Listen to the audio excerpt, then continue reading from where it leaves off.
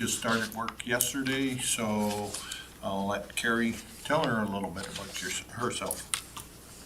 Good morning. I've been a legal assistant for 20 years, and I'm happy to join the county. It's nice to meet you. I guess we'll start going on the table here. Introduce. I'm gonna start there with. Devin Williams, counselor for TMU for Assiniboine, Division 7. Bruce Prestige, counselor for the Blue Ridge area. John Burrows, counselor for Whitecourt West. Dave Cush, Reeve, and counselor for Anselmo. Peter Kilkin, counselor for Freeman Area, Goose Lake. Jeremy Wilhelm, Whitecourt East. Alan Dean, Whitecourt Central, Terry Stevens. All right, well, it's nice having you aboard here, and Thank you. hopefully we can, I guess, get to know you here after the meeting or two and find out what brought you here. Any additions from council? Councilor Kuchen? I'll move the agenda be adopted as presented or as amended. Thank you. Motion on the floor, Councilor Kuchen. I'll call the question. All in favor? Motion is accepted. Move down to adoption of the minutes from, we have two items here, the council meeting from June 21st, 2023. We'll start with those minutes. Any errors or omissions from council? Anybody see anything? Councilor Wilhelm? I'll motion that council adopts the meetings of the June 21st, 2023 meeting as presented. All right, motion on the floor. No discussion. I will call the question. All in favor? It's carried. Moving down to meeting minutes of the special council meeting June 29th, 2023. Councilor Williams? I'll make a motion that council accepts the special council meeting minutes for June 29, 2023. All right, motion on the floor. Question, all in favor?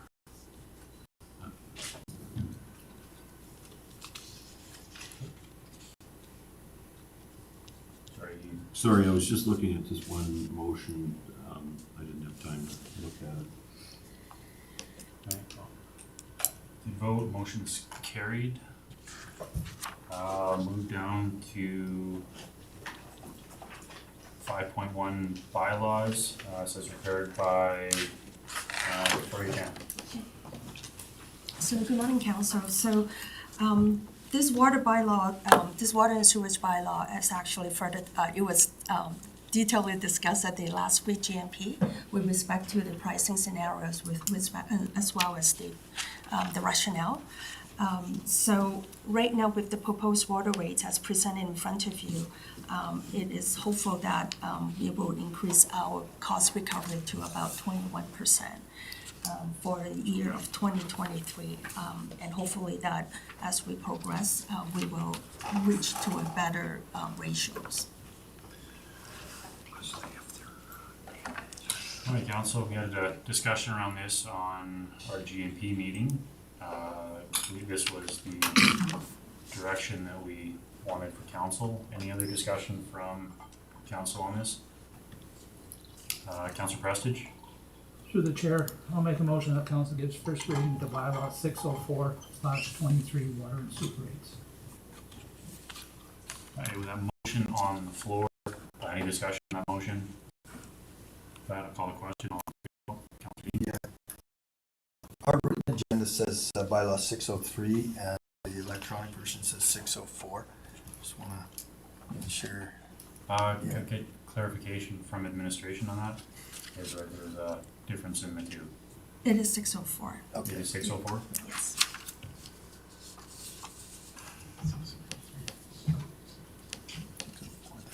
Here it says 603. And that was 604. So the motion is correct for the bylaw number. Any other discussion? That call the question. All in favor? It's moved. Councilor Hoopman. I'll make a motion that the council give second reading to bylaw 604/23 water and sewer rates. All right, motion on the floor. Again, any discussion? See any from council? Call the question. All in favor? That motion is moved. Anybody want to give motion to go to third and final reading, Councilor Wilhelm. I'll motion the council proceed to third and final reading of bylaw 604-23 water and sewer rates. All right, motion on the floor, need a unanimous to go to final reading today. I'll call the question, all in favor? Favor? All right, we have unanimous. Anyone want to give final reading to bylaw 604-23? Councilor Burrows. Through the chair, I'll make a motion that council gives third and final reading to bylaw 604/23 water and sewer rates. Motion on the floor again, any discussion? Not seeing any, call the question, all in favor? And that one is approved. No delegations, business arising 7.1. It's Victoria again. Excuse me. Sorry to interrupt. I'm gonna declare pecuniary interest on both 7.1 and 7.2, so I'll just leave the room and somebody can come and grab me when they're done. Okay. Councilor Dean is out of the room.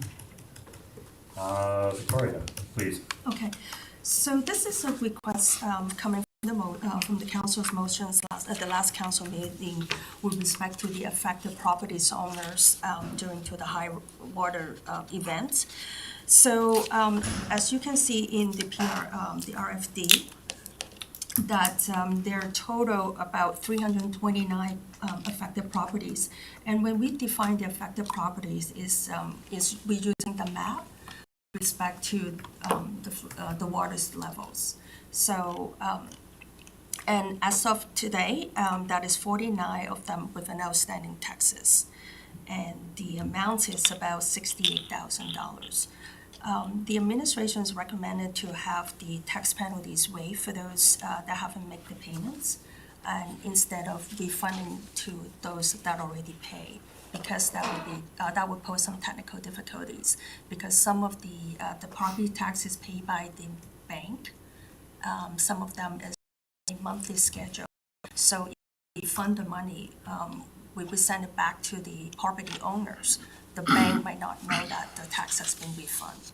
So then it poses the question is that later on, if the tax account is outstanding, would that be the bank's responsibility or the property owners? Second issue is that we still have issue that some people, they don't cash the checks. So if we issue a check to those affected property owners and later on they didn't cash it when the tax is due again, whose fault is that? So that poses some issue with respect if we actually refund for those that already pay. And then also the amount is not big, it's about $350,000 they already pay, but because the numbers, we have to issue like another 300 checks. And we don't know whether those people will pick up and cash it. That poses a problem. So the administration recommend that is the most easiest way is that for those that haven't made the payments, we waive the tax penalties up to August 31st. So it would give them another 2-3 months as a temporary relief. And the county will forego about $4,000 in the tax penalties revenues. Okay, any discussion from council? Councilor Coogan. Yeah, through the chair to administration. I think the minutes read that the tax penalty would be waived till the 30th of November. This one here, particular one, is to August 31st. Mm-hmm. And actually my notes that I went back to from the special meeting on the 29th of June say December 30th. So I'm not sure how you're approaching this. Mm-hmm. Okay. Yeah, please. Your workshop. So the reason we posted it is that the tax penalty first apply on any outstanding payment starting September 1st. So we waiving the tax penalty for the first deadline, because otherwise that would be another tax penalty applies as well. So this is council prerogative. If you want to extend the relief, we can do that. But right now, I'm proposing that we waive the first tax penalties. Your worship, members of council, before, if I may, and the second penalty is August 6th, or August 31st? Okay, so the first one is starting July, basically now, or after June 30th. So any outstanding payments from June, and then that would be the second tax penalties applies on September 1st, and that is why, And that's the only penalty after that, yes. right? So So two September sep- 1st would be the next one, Yes. right? Okay.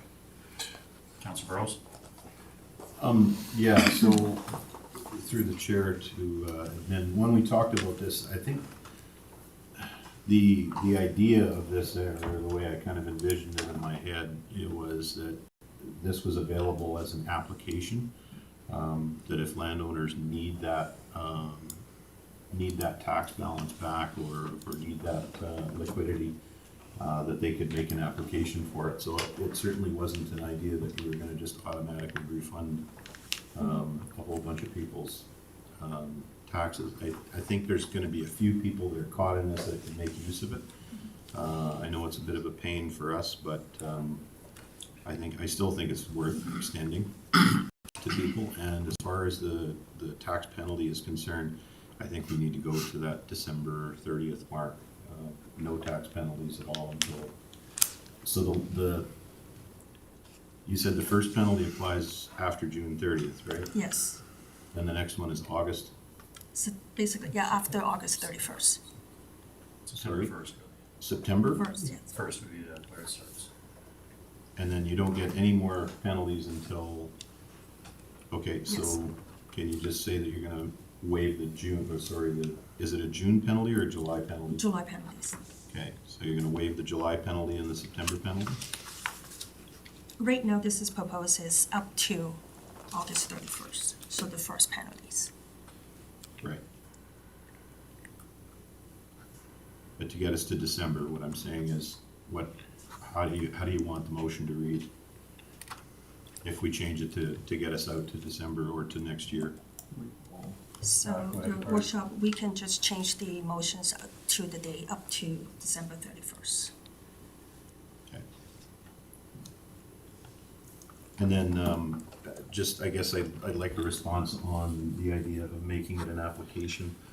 Again, I think it's gonna be the exception, not the rule, that people are actually back in tax money out of it. I don't think it's gonna be huge, but it's gonna be very, very helpful to a few people that need it.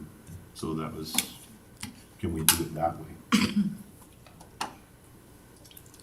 To administer, is that something that we could possibly look at with an application process where they could apply to have the taxes back if needed? Yes. Because we have owners that are on the deferral programs, so they haven't paid everything like by June 30th, but they on a monthly plan. So for those that have been paying on a monthly basis, if they apply for that, how are we going to administer that? Are we going to refund? Oh, because of the new payments going forward, yeah. Yes. That is why that posed some technical problems with respect to the amount. It's not like we send them like a one flat amount. Go ahead, Councilor Wilhelm. Through the chair, just to address that too, like, not only the deferral payments where they're paying the taxes through the bank, right? So on a monthly payment Yes, plan? on the 12 equalized amount. Okay, yeah, so I just wanted to Yep. clarify what the deferral plan, yeah, because I mean, then would they be applying for their total back if they've only paid 1 month? You know what I mean? Like, how would we administrate that? It's, the taxes were due June 30th, so the bank would have paid on June 30th, Does, No, if, how does it work from the bank? so let's say if your property tax is $1,200 a year, and you have an agreement with the county that I will be paying 12 equalized amounts. So every month you will be paying us $100 through your bank. So technically, like this individual will pay already 2-3 months. So if they apply for relief, are we going to only give them the 2-3 months they paid in, or the? Well, that was the idea, is that the cutoff, to my understanding, is June the 30th. So Yeah. if they're up to date on their taxes on the June the 30th, and the bank's made all the payments, or they've made the payment arrangement, can we not access that like a little bit of cash fund for them? Because it's, and then you're not interfering with the new payments coming forward? It will, because the amount is now become all outstanding, right? Because we already refund everything. So then the equalization calculation will restart with, let's say, 10 months or 8 months left. And that would change. Councilor Prestige. Through the chair to admin, when the banks make your tax payments for you, is it done a lump sum on June 30th, or do they do it monthly? Two arrangement. Based like a, No. sorry, Your worship, members of the council, two different programs. One, a landowner can enter into an agreement where they make equal 12 monthly equal payments. And then on June 30th, we do the adjustment for the last 6 months. The other way of doing it is the banks will do it on behalf of the property tax owner, where they will charge you whatever fee and they'll take it off and they'll pay it on your behalf as of June 30th of the month, and we get the full payment. How they make arrangements with you, part of your mortgage payment is added to your mortgage payments, right? So the banks pay us, right? The other way of doing it is the property owner gives us 12 equal months. They give us the first 6 months up front. We give them interest free for the last 6 months. And that's how it works. Councilor Wilhelm, I see your hand up there. Yeah, I have to put my question back. Think about this new information. Anything else from council on this? Kind of a trick.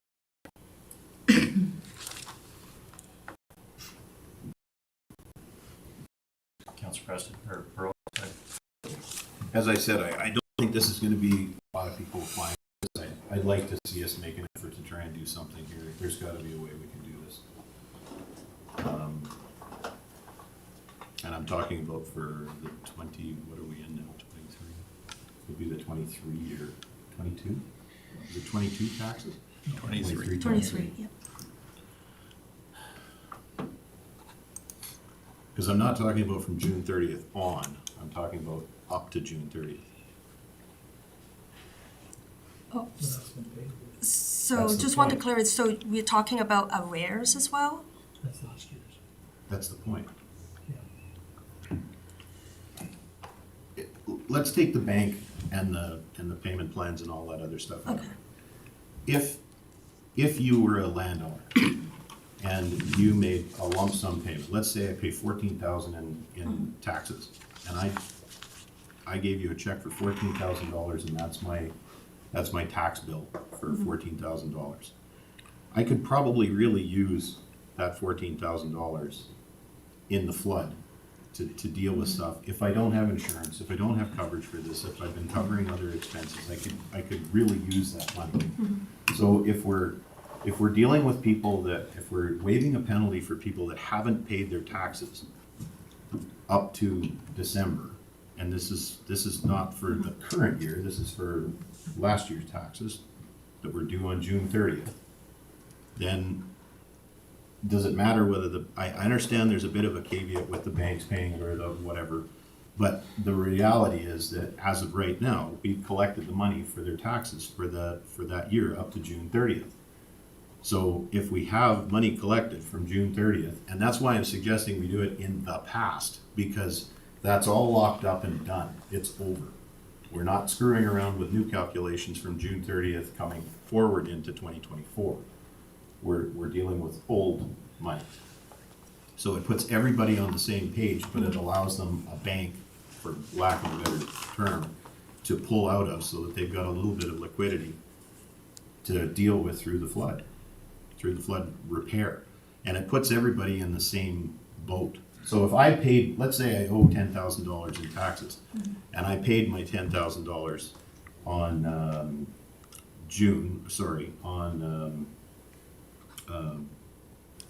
May 4th. And I stretched out in order to do that. Well, now I've got all these expenses that are incurred because of the flooding. And I would have changed, had I known that I wasn't gonna incur a penalty on my taxes, I would have kept that money. So can it not come back from the county? Again, that's why I'm saying we do it in the previous year, not the current going forward. That way you're not messing around with everything's cemented from the old. It kind of turns us into a bit of a bank, but I don't know how else to do it in a way that helps people. And like I said, I think that we should do it through an application process. I don't think it should be just automatically refunded to everybody. There's a few people that it would help and a few that it won't, so that's hopefully that makes more sense. Victoria? If we're going to have a program, then that means that we have to develop some policy and eligibility, so it might not be very timely. That would be the concerns. Right? Through the CAO, is there anything, we'll say in the MGA or bylaws that would be against doing an application for a resident to be able to apply for a portion of their taxes back for a relief fund? Or do we have to come up with a whole new policy for that? Well, your worship, members of council, and Victoria is correct in regards to how do you administer this, the amount, are there bylaws that have to be changed, and the one that comes to mind is, okay, we can refund the money, we can develop a program fairly, an application, they come in, request it, we'll look to see if they paid or whatever is outstanding for their 23, we can give that back. And I'm just thinking, but what happens December 31st, right? So then we have no mechanism at this point in time to charge again, other than it becomes an outstanding arrears, and then they have till June 30th of next year to pay it. So the December 31st deadline, or December 30th, or whatever works, is a false commitment, because unless you change your bylaw to put a penalty in there, in which you can at this point in time in regards to it, because you've already passed your tax rate bylaw. So that becomes, again, so you're forgiving the taxes for a year, is basically what you're doing. So if I'm understanding, if we did the motion to produce an application for ratepayers to apply for their tax back, as long as we are waiving the interest penalties for the year on, well, we'll say that their taxes, or for the individuals who haven't paid to use those funds, we don't have to do anything in our bylaws to adjust them. Victoria? Yes. So first of all, we will have to resend the tax notice to those that get the refund. Second, we also have to probably put into the bylaw is that for those that receive the money that's a refund and not paid, are they subject to sales, tax sales later on? And that, or if the tax is not in good standing, would that also affect the mortgage as well? So it's just that, and also the communications too, right? So if the taxpayers receive a check in the mail, they expect that this is a forgiven of tax, or this is just a refund for temporary relief. So that is a lot of, that's why I say that, it would take time to develop a policy and program, making sure that it's well communicated to those that receive the money, that you have to pay back on January 1st, otherwise. And then we also have to resend a text notice to remind those. So, your worship, members of council, and again, understanding Councillor Burrow's intent, I think you can have a motion that council approve an application program to request a refund of those properties affected by the flood as identified by administration, right? And we've identified the number of properties affected. And then the second motion is that administration because council has to write those taxes off, or has to approve those refunds, right? And refund or postponement of taxes due, or however we, to do it, then would then allow, the 1 year grace period, right? And council would then approve that, and then that would, keep people at, once we know if they're 2 years in arrear, it'd only be the 2023 taxes that we're talking about. Again, you gotta, so some of these property owners in the outstanding tax amount are somewhere in 2 years in arrear. And that's where it gets a little tricky. But if you have a program and they have till August 31st to apply, or whatever date that you put in there, then we bring it back and we say there's 6 properties that have asked, and council approves those 6 properties. And by that time, we'll have determined the amount. The problem is it doesn't get money into their pocket until council approves it in September or whatever date you have it, right? Councilor Prestige? Through the chair to council and administration.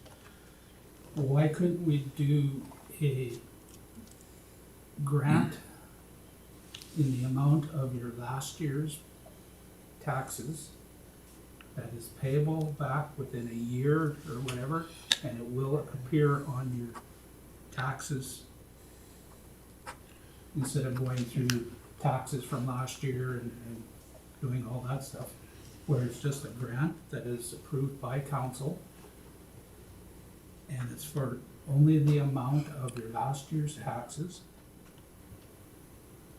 and it's payable within a year. Yeah, your honor, through to Councillor Prestige, unfortunately, a grant is non-repayable. A loan is repayable, and you can't do that unless you have certain criteria around that loan. And you can refund the taxes, you can cancel the taxes, you can defer the taxes. You can provide tax incentives, right, but you can't give them a loan to repay it. Councilor Wilhelm first. Through the chair to council, I guess. I mean, I think I understand what Councilor Burrows wants to accomplish here. I'm struggling to see how we're gonna put this into effect in the summer months when a new policy will need to be written, completely written to do this.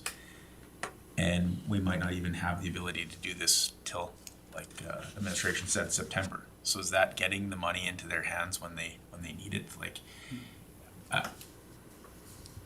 I understand the concept behind wanting to do this, but are we even to be able to do this in a fashion that's going to end up helping anybody without wasting multiple hours of administrative time where it might not even be accomplished? It might not even be applied for. So, I mean, Councilor Bros, this is something that you're driving for. Do you have specific residents you know that want to apply for this? Well, I've got some comments or some contact from residents that are, I mean, they're hanging by a thread. We came out of 2.5 years of COVID, and people are, like, it's a mess, and they're not covered by insurance. We don't know whether the provincial anything's gonna come through from the province. So there's, like I said, there's a few people that, they haven't spoken specifically about the taxes, because I'm sure it's kind of the last thing on their mind at the moment, and I haven't mentioned it because I don't want to give hope where there is no hope to give. There just has to be a way that we can simply. Can we not do something like a refund on the taxes paid for, and it would be the 2022 year, wouldn't it, up to June? Isn't that your 2022? No, 2023. 23? Yeah. Taxes are due January 1st of each year. 2023 tax. And then that there is it's put back on the roll, but with a deferral until June 30th of 2024. Again, we just waived the penalties, and if you refund it, then, again, you have to authorize the refund, and then those with the understanding that this is right. And that's the difficulty with this whole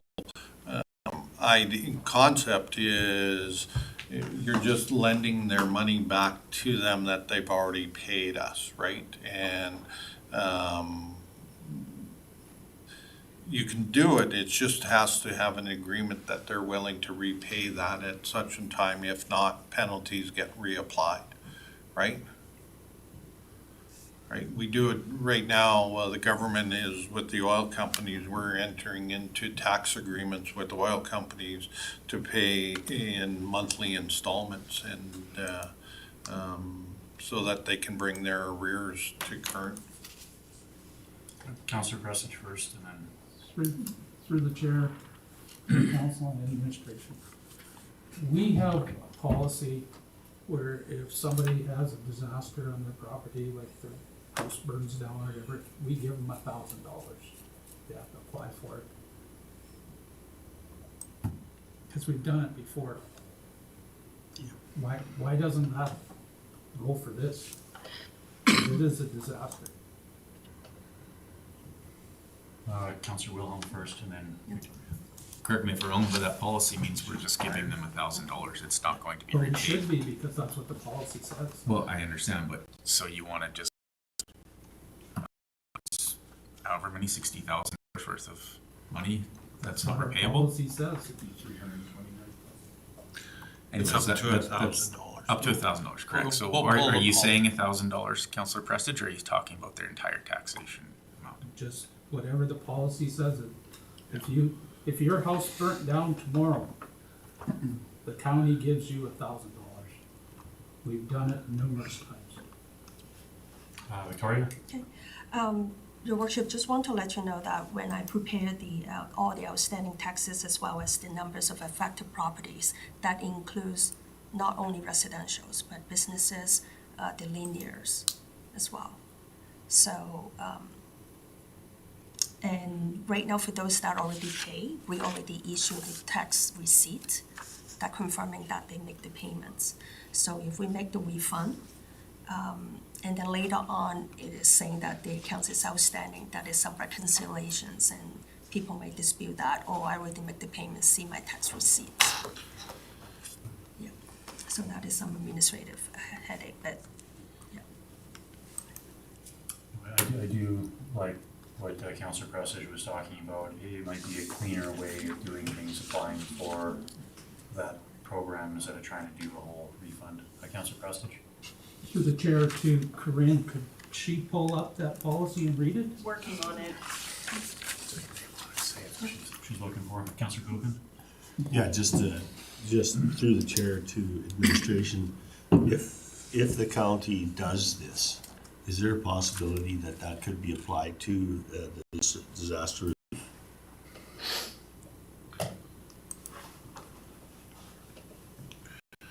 The program, sorry, and the amount of money we give them? Yeah, if, for example, because this has been deemed a disaster and we choose to help our citizens through this, would that be something that would be, the county would be able to apply for disaster relief?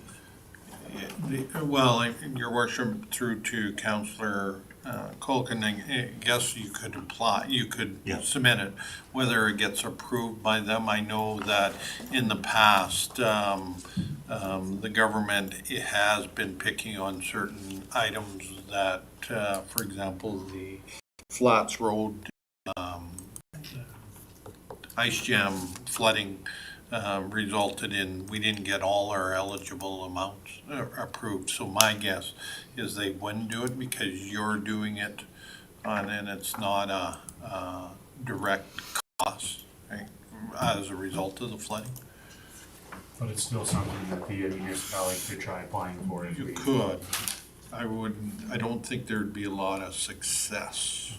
Andre, Through the chair, on that issue, Woodlands County had 30 days to apply for the disaster recovery program. We had to submit all our estimates for repairs and all our costs. So if council chooses to do $1,000, that wouldn't have been included in our application.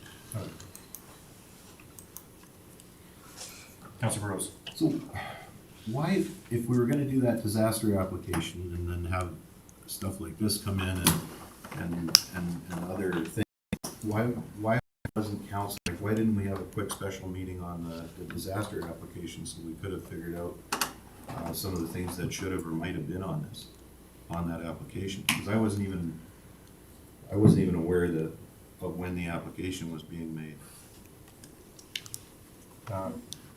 Victoria first, and then I got Corinne back there with her hand up. Okay, so with the DRP, the Disasters Recovery Program, the province make that clear is that once we make the applications, they will review that.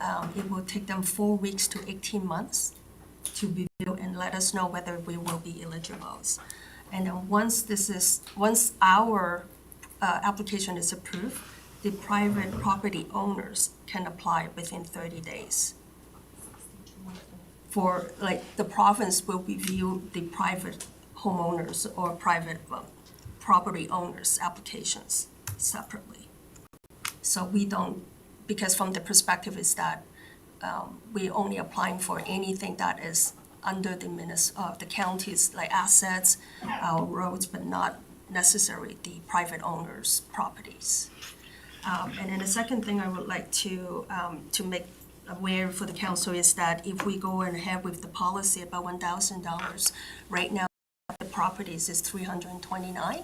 So we are talking about probably $329,000 if we're going to give a grant for those that is affected up to $1,000. Corinne, I see you had your hand up back there. Through the chair to all the council and administration, the current policy is assistance for catastrophic events, which defines a catastrophic event as an event that causes total loss or nearly total loss of a person's personal belongings and or home. Applicants must reside in Woodlands County and have suffered a catastrophic event. The county will provide $1,000.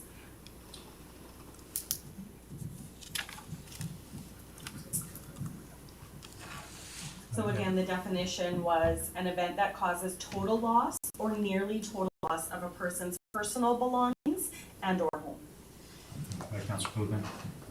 Yeah, through the chair to Corinne. So in other words, then that would probably, force us into having a completely different look at this particular presentation here because of the way that that's worded, because it's total and personal, right? Through the chair to Councilor Wolkin, from my understanding, when the policy was originally written, it was kind of geared towards fire loss. Yeah. So again, that catastrophic loss, I can't speak personally to the current impact on some property owners' homes. I know many properties are dealing with a lot of residual issues on their land, but in regards to their home or personal belongings, I'm not sure it fits this definition. Council, what do we want to do? Councilor Burrows? I know it's a hassle, but I still think doing it this way is the least of all the evils.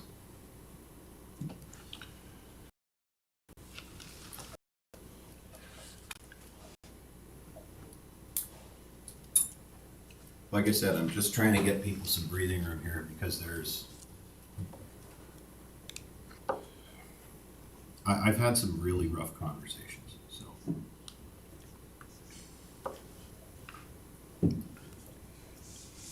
Just trying to, my thought is we open up the grant, $1,000, is trying to find a way to make it so it's not to say that everybody couldn't use it, but there's more people that are greatly affected that could use it versus some people that, might be picking up sticks and silt off their property versus their basement's flooded out and their house is, in shambles. I just, trying to find a metric so we're not paying out, up to possibly $329,000, but if that's what, comes down, unless I wish the council to be able to make that funds available, I guess we'd have to have a look at that policy, but I agree, we need to do something for the individuals, and this might be the cleanest way to be looking at this policy versus trying to do a refund on the taxes. Councilor Brown? Through the chair to council, so I guess we can look at, well, this RFD is dealing with specifically just the tax penalty, so I think we could make a motion that follows that up with regards to the 6% tax policy, or 6% tax penalty that occurs up to August 31st, and then I believe, I'm not sure is it 9% after September 1st? No, so 6% after June 30th. Yeah. And then another 6% Another after 6%. September 1st. Okay. So we can at least make a motion that deals with that portion, because going to December 31st is what we had agreed on originally. And then I guess the second motion, Councillor Burrows, if that's what you wanted, was to have administration draft a policy for the potential, I don't know what you call it, owning back, but temporary refund of paid taxes. We'd have to come up with a policy. It'd have to be completely written. Otherwise, we're putting ourselves in a very dangerous spot of people refunding their taxes and then maybe never paying them back to us. So if we want to pursue that, then we're going to have to put administrative strength behind it for one. And that's, I think, probably a cheaper option than opening up the $1,000 grant and potentially spending $329,000. Councilor Burrows? And again, the idea of a program like this where you're applying to it, it's designed to get people some breathing room on funds that they've kind of, it's their money anyways, so. The $1,000 thing, like, we're looking at 200 properties, but I can guarantee you they're not 237 homes that are completely wiped out. The properties may be affected, but the homes themselves are not necessarily catastrophically destroyed. 329. So it's a total. 237 That's 237 is what I'm looking at. That's Division 3. Oh, I'm sorry, I'm being selfish. The reason that I was focusing on that 237 number is because you can see that that's the one I'm dealing with. Right. 329. And anyways, yeah, we're not gonna have necessarily total losses of the homes under that $1,000 policy, but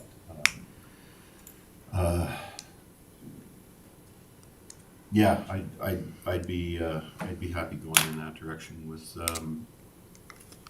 a policy. And this was the second part, is I've been on council, I'm gonna say my 7th year is gonna be coming up in fall. This is the second flood I've gone through, so this should be a standing policy anyways. Maybe we should have done it last time, but I don't, and based on the way things are going, I don't think it's gonna be the last flood that Woodlands County is gonna see. So we should probably have something in our pocket that deals with this for a little bit of relief. Councilor Prestige? Through the chair. I think it'd be far easier to tweak our $1,000 policy than to rewrite another policy for tax refund. Like, we could tweak it that it's only for homes, for residents that don't have insurance. And there's gotta be a way to do it without having to rewrite a whole tax policy. Councilor Goodwin? Yeah, through the chair to council administration. I guess I didn't understand that the landowners could apply for some of this disaster relief after the county does. So obviously, what we're doing is a little bit proactive for, But if they have the possibility to apply for that funding as well, I think that I would tend to agree that if we first of all, we need to develop a reserve and a policy for this type of event. But at the moment, I think we could possibly actually, send a message with this relief, this tax relief, that, we're working on it. I mean, sometimes it's better to make a decision, do something, than not make a decision at all. Councillor Wilhelm? Through the chair to council, so I guess directed at Councilor Burrows. The majority of the mindset, I believe, when you were talking about this was people that had paid their taxes already. So we kind of have a relief plan in place for people that haven't paid their taxes already. The motion will come up, we're gonna defer the tax penalty so they can defer paying their taxes till December 31st. So I think that covers at least a portion of the people that need some relief rather than haven't paid their taxes yet. They get their penalties on it, et cetera, but we're gonna get rid of the tax, that penalty. So that at least, I think, covers a portion of the people that need some relief. So with the $1,000 grant we want to potentially provide with an adjustment to that policy, that would only go towards people who have paid their taxes already. And that would eliminate a significant amount of that 329. Then you're only looking at potentially 49 applications for a $1,000 grant as opposed to 329, right? Because we're already providing tax relief. That dollar value that you were talking about, wanting potentially providing them relief from, they haven't paid it yet, right? They're in arrears. We're getting rid of the penalty. They just hold on to their tax money until they are able to pay it. The remaining people, which looks like it's 49, could have the potential to apply for the $1,000 grant funding, and $1,000 grant funding if they require it, with a revision to the policy of the grant funding. Just clarification, it will say Councillor Burrows is 237 affected properties with 39 outstanding, so that's just about 200 people that have paid. Right. So what I'm saying is, You're saying 49 people. oh right, I have it backwards. I apologize, everyone. Yeah, so that would be 280 then that could potentially apply for it. Sorry, guys. Councillor Burrows? And I get where he's coming from completely, where Councillor Wilhelm's coming from, I get it. The only thing is that whatever we do, I'm trying to keep it so that it's the same for everybody. That's all.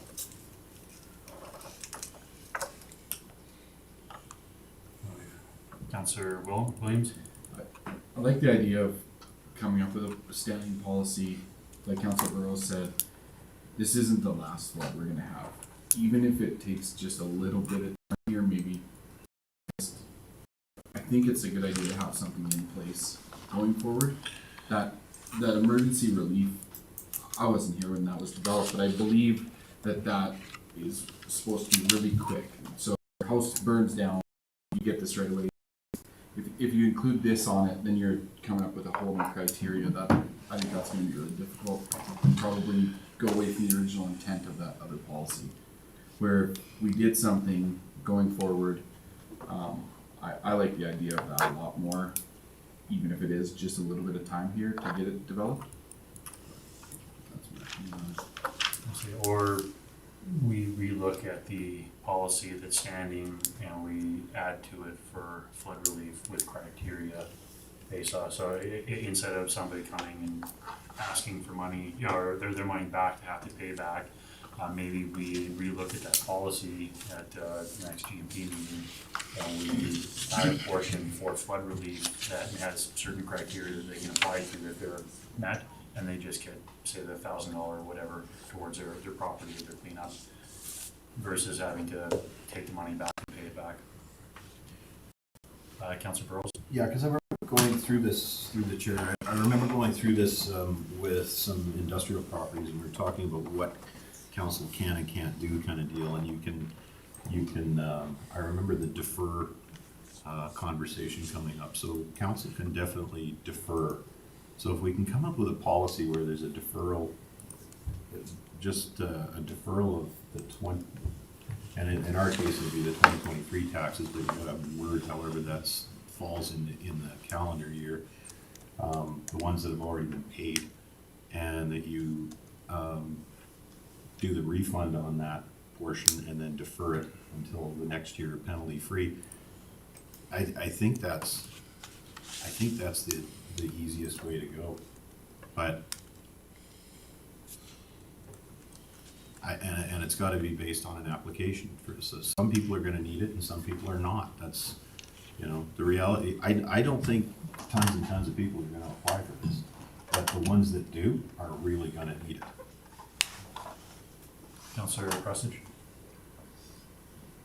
Through the chair, with Councilman Min, like, working with the taxes, I think it's just gonna open up a nightmare. Especially if we're going back to last year's taxes, which have been paid, so we're gonna have to go back and take money out of last year's budget.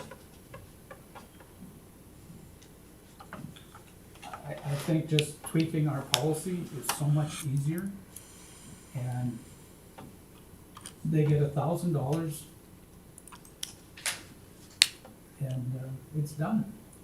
Instead of going back and forth with tax, it's just gonna.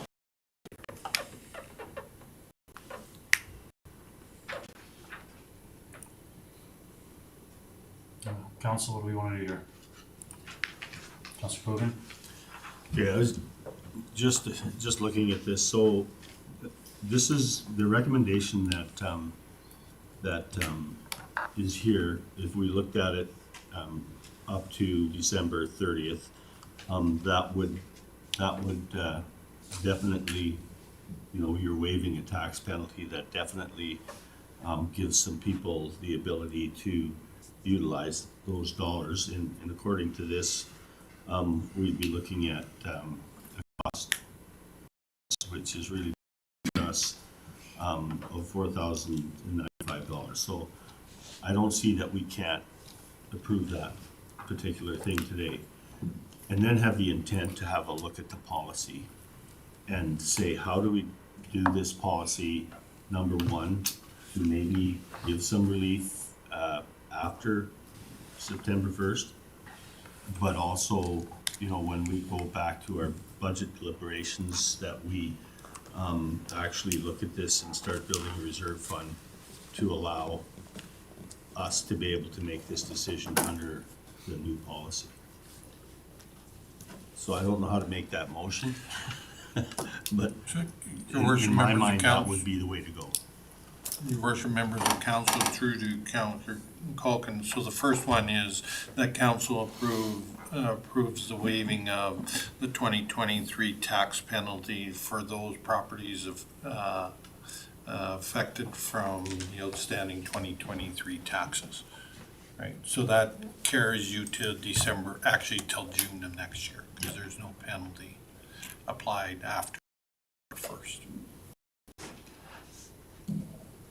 So that takes care of the tax penalty portion for $68,000. So you're gonna lose a little more than another 6% on So top of we're that. talking So about double 10,000, the 8,000. 10,000, Yeah. 8 to 10,000, Yeah. yeah. And be compounded a little bit, so.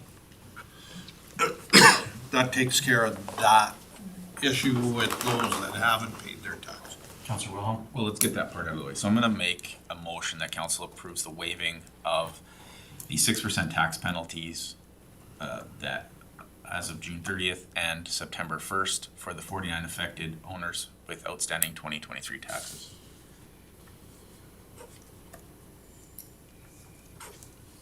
Wait, motion on the floor. Councillor Prestidge? Through the chair, I thought we were going to December 31st. Right, but the penalties apply on June 30th and September 1st. So, So it oh, sorry, carries- you want them, I think if we waive them, they're waived till December 31st. They're waived till next They'll year. wait till next year. They're waived. Oh, okay. Yeah, well, just for clarification, just because of confusion, the two tax penalty brackets that we waive the penalties for those, that will take us till next year. Yes. Yeah, that's correct. So with that motion on the floor to waive the tax penalties, Councilor Burrows? Sorry, just a question on that. Did you say for the 49 properties? That's The always ones been- that, the ones that have outstanding taxes. Everyone else is paid. So as a first portion, at least to waive the taxes for the individuals who Yeah. haven't paid. Yeah, the only reason that I'm wondering about the wording of the 49 properties is because if you end up coming back and doing some kind of a refund, or you're doing it for, like, now we have to split the other properties up too. I don't know on the administrative end whether you wanna So, deal with it all in one or not, so. Yeah. Mr. Frank? your worship, members of council, is I would do that, and this is clean. We waive those that, we've already applied that penalty, we'll reverse that in the GL, and then those that haven't paid and come in tomorrow and pay, they just get a waiver of taxes, right? Penalty on that. The second motion, and again, depending on where council is going, I get the sense that we bring back a revised policy, what's it called again? Disaster relief. Relief assistance for catastrophic events. Including flood mitigation, and we can then draft something up that would look at the remaining property owners, right? With the stipulation that I believe that in fairness is if you've waived the taxes and the individual wants to apply for that funding, that we would have some clause in there that would indicate that your taxes would have to be paid. But again, that's an issue or a question that council would have to address in the policy.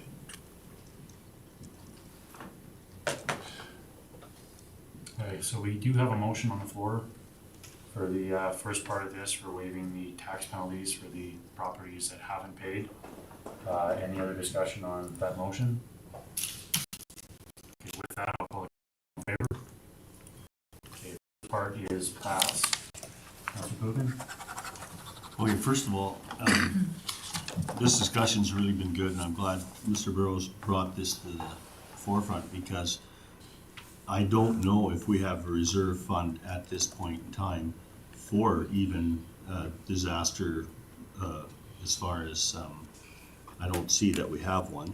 So I think that should be included in our policy tweak, is that automatically would go into our budget deliberations. So, because we dodged a bullet this year without, saying anything about with the fires that were surrounding us, this could have been a hell of a lot worse. So I think this opens up a completely new responsibility for our councils. So I think I would like to make a motion that we ask administration to bring that disaster policy back to us, tweaked in that way, so that we actually have it as a budget item in the future. To include flooding? Yep. Flooding and forest fire. Yeah, fire would be covered under it because it is a loss of home, right? I guess the question would, depending on the amount that you indicate, because no other buildings would be covered in that, so. Okay, so motion on the floor to bring the relief assistance policy back for discussion on fire and flooding and, I guess, budget considerations. Councilor Wilhelm? Through the chair to council, when will we be bringing this back? Right, we don't have a GMP until mid-September. So will we do it at the next council meeting? I mean, I think this, if we're going to provide this relief, it needs to be done a little quicker than waiting 2.5 months. Through to administration, how long would it take to have it looked at and drafted? Possibly A month away. We can have it, yeah, we'll go directly to council, and you have the right as council to have it come Bring it directly to council. Right, so if we could do a friendly amendment to your motion Yes, to have that accept. brought to the next council meeting. That was a friendly amendment. Hey, motion on the floor. Any other discussion on the motion? Seeing none, I'll call the question. All in favor? Okay, that's approved. We'll see that back in August. 7.2, property owner assistance. This is on the landfill access. Andre? Your worship, members of council, at the June 19th council meeting, a motion was passed allowing county property owners affected by the recent high water event to utilize the free landfill charges. Since that meeting, a number of bins were put out for property owners to use, which has been well received. We are starting to remove bins tomorrow, the ones that are not being used anymore. However, we have gotten calls from property owners requesting additional time to utilize the landfill, given the amount of material they're finding. Some are just getting to their further parts of their property and finding items that floated there. Administration is recommending that council extend free landfill access to property owners affected by the recent high water event until September 5th, 2023. Administration to administer this, administration would prepare letters to the affected property owners stating that they bring that letter with them to the landfill and present it, and they would get free access. The properties that were flooded away from the White Court area have access to the transfer site, so it would strictly be the properties within the White Court area. Councilor Wilhelm? I think that this makes sense and it will have a pretty minimal impact budget-wise. So I'm just gonna make the motion that council extends free landfill access to property owners affected by the recent high water event until September 5th, 2023. Okay, a motion on the floor. Any discussion from council? That I'll call the question. All in favor?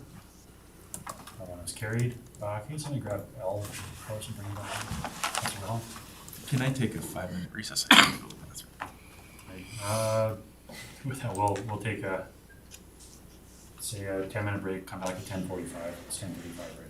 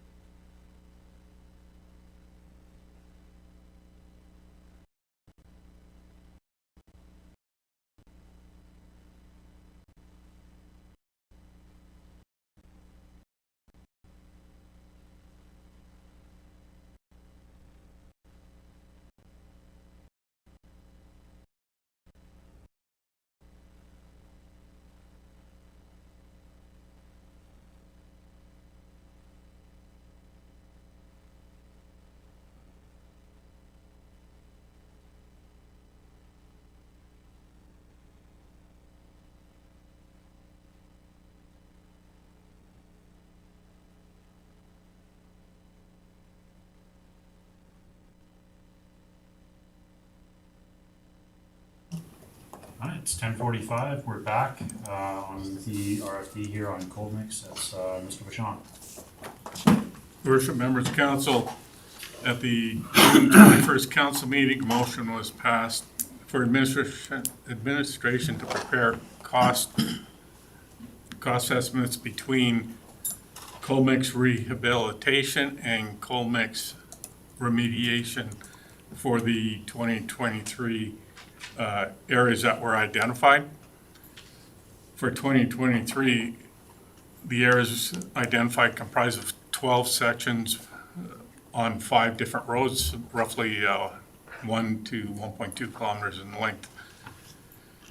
The estimates to pulverize are $45,000, while the estimates to rehabilitate are $115,000. There was a second motion that administration prepare costs for 2024 roads to be refurbished. However, given the rate of deterioration, it's difficult for us to come up with the list of roads that should be done in 2024 at this time. Over the last 3 years, the county has been pulverizing coal mix roads. By rehabilitating road sections for this year, they would have the potential of being repulverized in the next couple of years if council determines that they will want to reestablish a coal mix program. The coal mix inventory is roughly 48 kilometers, based on $85,000 a kilometer. That's in the ballpark of $4.4 million. If council wishes to reestablish a coal mix program, administration would put forward an $880,000 budget to do a fifth of the roads, and that amount every year after that, given that the life expectancy of coal mix roads is roughly 5 years. Recommendation is that council directs administration to continue the pulverizing program and to identify the priority full road rehabilitations for 2024.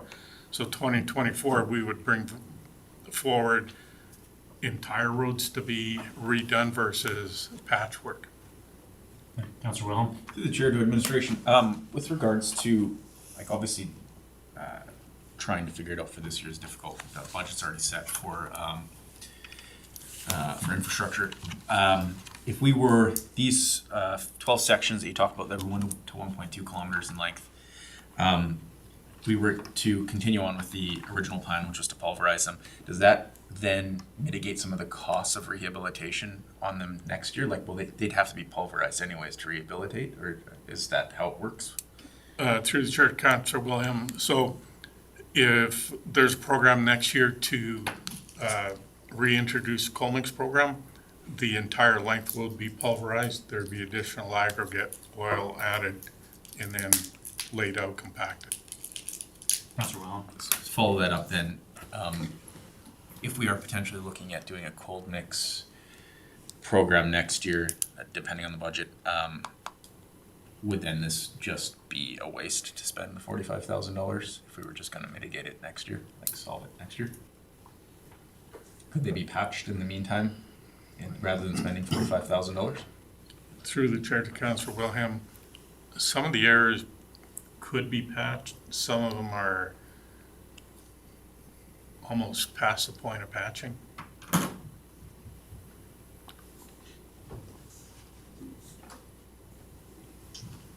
Councilor Coolman.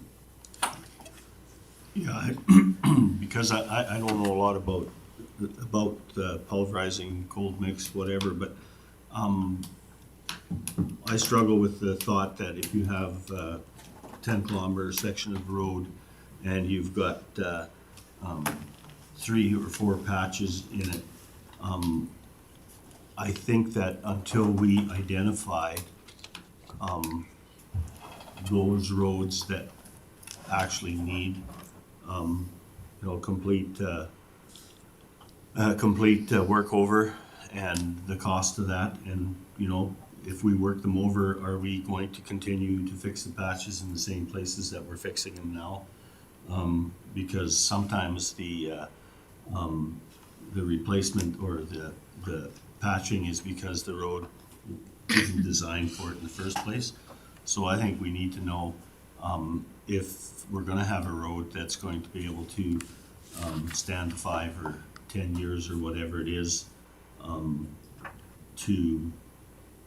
before we even change what we're doing, because currently pulverizing seems to be the most reasonable way to go until we understand what the base is like. Does that make sense? Councilor Wellham? Through the chair to council, I guess this is gonna affect on my decision on this, but what is council's mindset on reintroducing a gold mix program starting in 2024 budget year? Is that something that people, anyone is interested in? That's what I'm trying to get with. I think with our I guess our funds going up in the reserves, we've been able to put away, we're getting back to where we wanted to be in our recovery plan.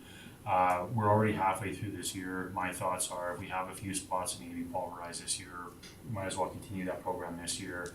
And I am not against looking at the input or cost implications of reintroducing cold mix in next year's budget. Like I said, we're almost through this season already anyways, so I'd like to look at it for next year. Councilor Burrows first. So I'm just gonna ask through the chair to administration a question. So, and I know we've got a presentation on asset management coming up, but we're done getting all our roads into asset management, from my understanding. Through the chair, Councilor Burrows, that's correct. Okay. So if we're done getting all our roads into asset management, and the idea is we can identify where the best repair money is to be spent on a road. So if there's a soft spot in it, we know that we gotta fix the soft spot, as Councillor Culkin was saying, before we cold mix it. And the question around the rehabilitation and with asset management in place on the roads, I would have thought it was fairly straightforward to say, we're gonna do these roads in the future, these ones are deteriorating at this rate, these ones we're not exactly sure because they're completely falling apart, but we need to do this section here. And it sounds like we still don't know that information. So this is my concern about, I mean, I have an idea of what asset management can do for us. I just don't know if we collected the information or not. Like, do we know where the ditches are holding water? Do we know where the drainage is a problem? Because if you don't have the drainage away from the roads, they're gonna get wrecked in the spring, they're gonna get wrecked in the fall. And it doesn't matter what you put on the surface. And I've been saying this since I got on this council, is you can have a road that's 10 miles long and say, well, 90% of it's good, but if 10% of it's impassable, most of the road is completely useless. And where in that 10% of road that's no good do you spend the bulk of the money that needs to be spent? So I that's my problem in making a decision on, we can put a cold mix program together in the budget, but if we don't have the roads identified as to, you know, this ditch needs to be drained and it's the most critical spot in this area that needs to be dealt with, and then that section needs to be firmed up before a cold mix program can go in place. There's a road out by me that got cold mixed, and it literally, when you drove on it with a car, I mean just a car, it was like driving through a plowed field. The cold mix just rolled out from under the tires into the next one. Like it was so soft, it never held cold mix. So we can put a program together to throw cold mix down, but is it gonna actually produce a product that we're happy with as council? And that's my problem in having this discussion right now. Councilor Prestidge. Through the chair to council and administration. I have no problem with doing a cold mix program on roads that will not fall apart in 6 months. Like, cause if you cold mix a road and within a year it's totally gone again, that's wasted money. That section of road should not be cold mixed until the base is brought up to standards that will hold the cold mix. Whether it's soil cement or drainage or digging the road up and putting French drains in it to get the water out. But fixing or cold mixing roads that will not hold is a waste of money. Councillor Wilhelm and Councillor Green. I had a different question, but I guess I'll just address that. I totally agree, and I think administration, like, I mean, you guys should know which roads currently are cold mixed and can't support cold mix. I don't know why we would ever re-cold mix those roads if they can't support it, or at least that should be part of the rehabilitation program and the budgetation around it, right? So the budget, when we create the rehabilitation program, it shouldn't just be based on slapping cold mix down on bad roads. It should be choosing the roads that are well built, re-cold mixing them as required, and then rehabilitating the roads that, to make sure that the cold mix is going to last as long. It's 5 to 6 year life cycle. So I agree with that. That should be in consideration. But so I guess to go back to why I originally put my hand up, the reason why I had asked council about the interest in doing a cold mix program again is because I think probably a lot of these sections that are going to be pulverized fall in my division, which means I'm going to have a lot of concerned residents around the pulverization of the roads that they have now, which we saw last year was a big problem. So if I can at least say that we are looking at rehabilitating the entire road, that's something that I can share with them that will allow them to have a peace of mind on their investment into the municipality by paying their taxes, by saying, you know, the quality of the road that you had before, we're looking at bringing that back to you. So that's why I just wanted to ask council what their thoughts on the program was. Councillor Dean? Yeah, through the chair to council and to administration, I think this conversation has captured pretty much everything that I would have contributed to it. But I did want to just respond to Councillor Culkin, and in all due respect, no offense taken, objectively, yes, you know, pulverization does make the most sense unless you live on that road. And then it doesn't make sense at all. So, you know, we're here to serve our residents, and we have to be conscious of the bottom line, obviously, but we also need to be aware of their concerns. Councillor Coogan?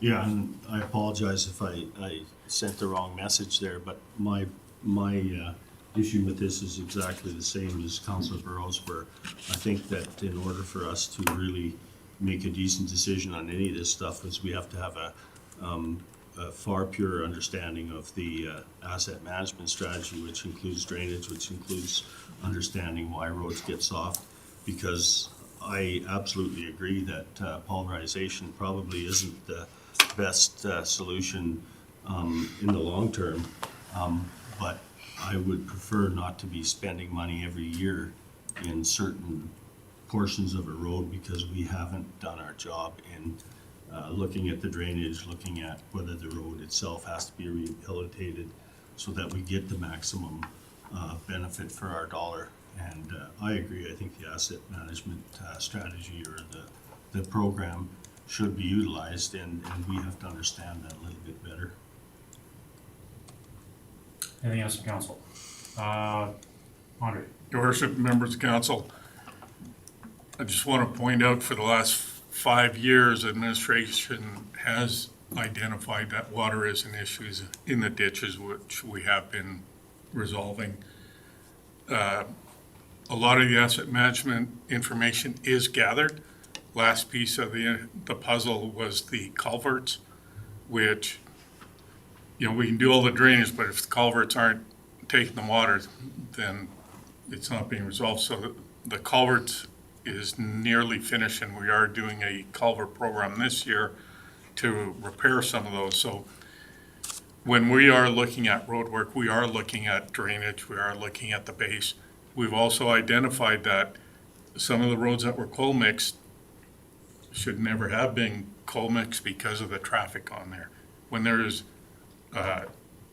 let's say, a trucking company at the end of a road, that road's not gonna hold up. So we are looking at all the pieces that pertain to asset management, and we, for 2024, if council does want a coal mix program reestablished, we would identify the best candidate roads for coal mixing. All right, council, Councilor Cook first. Well, yeah, I'll make the motion that we direct the administration to continue the pulverization program and identify the priority full road rehabilitation sections for the 2024 budget. A motion on the floor, any discussion from council? Councilor Wilhelm? Just a question on the motion, with regards to identify the priority full road rehabilitation sections in the 2024 budget, that would cover the idea of putting a coal mix program back into place. Through the chair, Council Wilhelm, that's correct. We would identify roads for the 2024 budget to be coal mix. Okay, thank you. Councilor Dean? And I just want clarity as well. So the pulverization program would encompass all 12 of those sections that are identified that make up the 1 to 1.2 kilometer total length? Through the chair to Councilor Dean, we would revisit those 12 sections. If there are some that we feel we can effectively patch, we would patch them. If not, we would pulverize them. Councilor Wilhelm again. I apologize. One last question, administration. We've had multiple roads that have been fully pulverized, or not fully pulverized, but at least nearly fully pulverized in a couple sections in the municipality. Would those be included in coal mixing? Through the chair to Councilor Wilhelm, we would review the entire coal mix infrastructure, and they would be included in the review. Okay, thank you. And just my question to Andre, the review, I guess, of the roads and the conditions, that would come back to council for us to, I guess, look at future plan on the program, for which, I guess, for the whole area for the coal mix. That's correct. So we still have a motion on the floor to go with the recommended action. Any more discussion? If that, I'll call the question. All in favor? Approved? Or sorry, not in favor? All right, with that, it is approved. 8.1, 2023 free landfill days information. That's presented by Steve.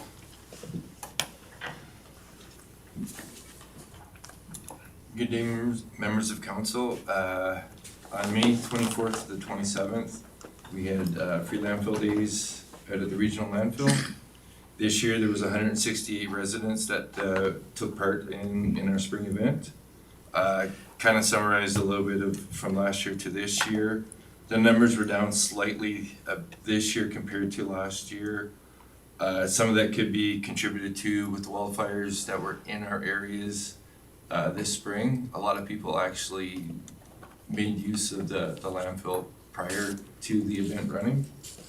I made note here that at the time I never had the cost, which is the cost that the landfill charges us for anything above and beyond running this event.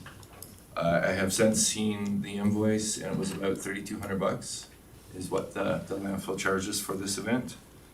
And talking with the people out at the landfill, one of the suggestions that came back from him, and I believe it was brought up with one of the regional landfill meetings, was in 2024 running a partnership between the town of Whitecourt and Woodlands County to have it, did both dates align? So then for that week, for a period of time, that both the county and the town actually run the free landfill days for all residents. It just helps get things organized, makes everything work a little bit smoother, and then from both organizations, the staff can actually pitch in and help out and just make things work really good.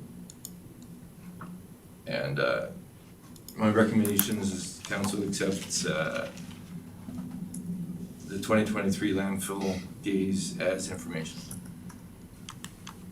I just wanna mention, that you're just sitting on the landfill board there too. When they're talking about trying to do it jointly, tonnage from the town and the county, so essentially has been fairly consistent year over year. So they're hoping if we can run it in conjunction with both municipalities, it'll cut down on operational costs for equipment and everything, running it at one time instead of spreading out over two different sets of dates. So that's part of the reason why we're looking at it that way. Any other discussion with the council? Councillor Wilhelm? I'll motion the council accepts 2023 free landfill days as information. A motion on the floor, any discussion on that motion? Seeing none, I'll call the question, all in favor? That one's carried. 8.2 subdivision time extension. Joan, assuming that's yours. Good morning, council. Attached is a subdivision time extension request specific to subdivision 2022 sub 06, located on part of Southeast 245812. Subdivisions for one parcel. They're requesting a year time extension. They've paid the fee. Council, of course, can extend a time frame to register a subdivision under the Municipal Government Act, as well as we have policy 6121 that outlines the process for that. Administration reviewed the subdivision. It meets still all the requirements that were established in the approval on July 6th, 2022. And just administration's recommending to council to approve a one-year time extension for the subdivision approval 2022 sub 06 to July 6th, 2024. Hey, Councillor Dean.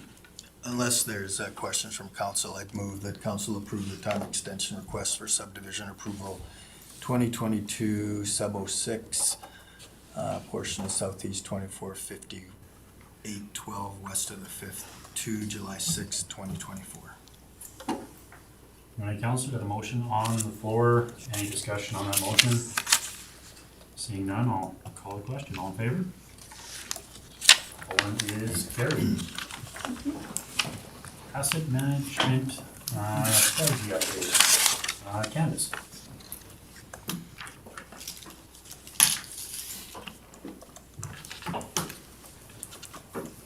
Good morning. My name is Candace Clark, and I'm new to the County of Bylaw. Sorry, would you like us to go through the table here, do a quick introduction, or? Sure. Okay, we'll start here, I guess, Councillor Williams. Devin Williams, councillor for Division 7, Fort Assembly Timu. Bruce Brestich, councillor for the Blue Ridge area. John Burrows, councillor, Whitecourt West. Dave Cush, councillor with Ensemble. Your token councillor who's like Freeman River. Jeremy Wilhelm, Whitecourt East. Alan Dean, Whitecourt Central. I'm assuming administration here, you know, so. So I'm here to present our strategy for asset management, and a little bit about myself. I started here 3 months ago, and my background is oil field operations and management, as well as aviation operations and management.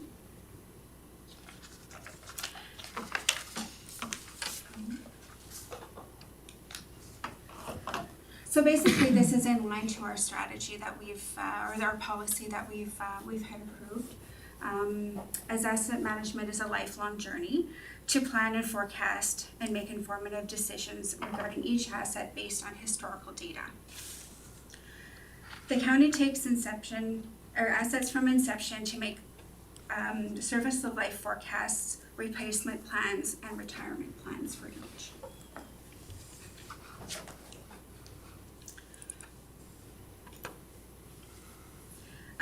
The benefit of what the county has in the database currently is a baseline of historical data and the ability to spatially extract lists of assets in the event of damage, for example.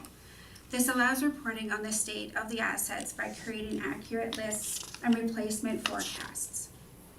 The benefit of what the administration has built in the asset management system so far currently using the data to prove current levels of service for roads and bridges prior to flooding events, for example. The data is a key element for applying for the criteria for applying for funding.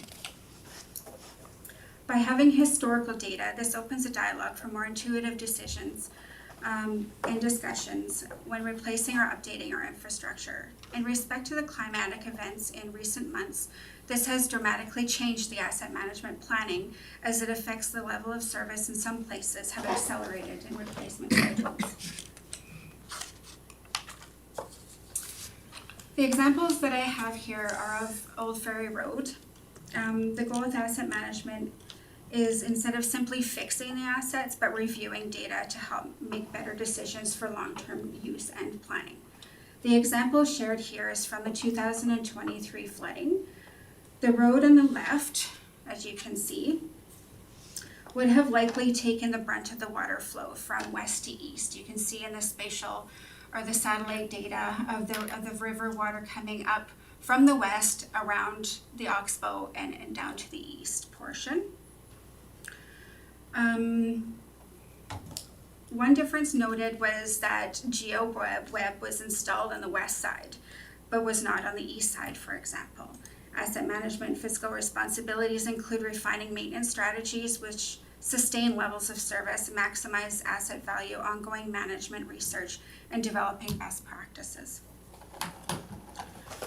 Due to these flooding events, this road, among many, will require extensive repairs, greatly impacting our resources, including financial, labor, and plans. By having cross-departmental communication, the administration can collectively work on cross-departmental tools and processes. For example, new software that one department needs may require alternate departments to consider if that software offers services that can cross-benefit. This creates cohesive collaboration and efficiencies.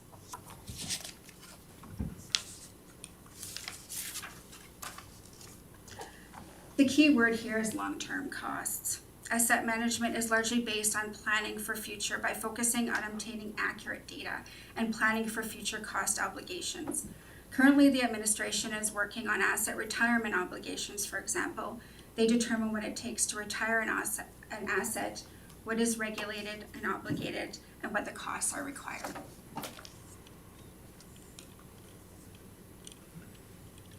So our fiscal responsibility and decision-making portion, during the IAMA conference in June, it was discussed what has worked or did not work well in other counties and why.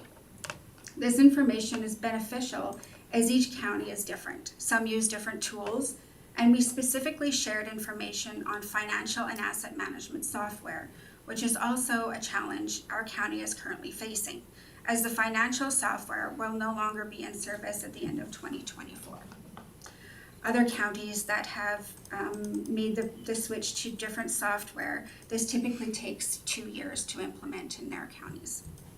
Some have found certain tools or software did not benefit them due to the configuration of other software and lack of compatibility. This caused major setbacks in their progress, so knowing this information helps redirect our efforts and aim for a more cohesive and integrated system.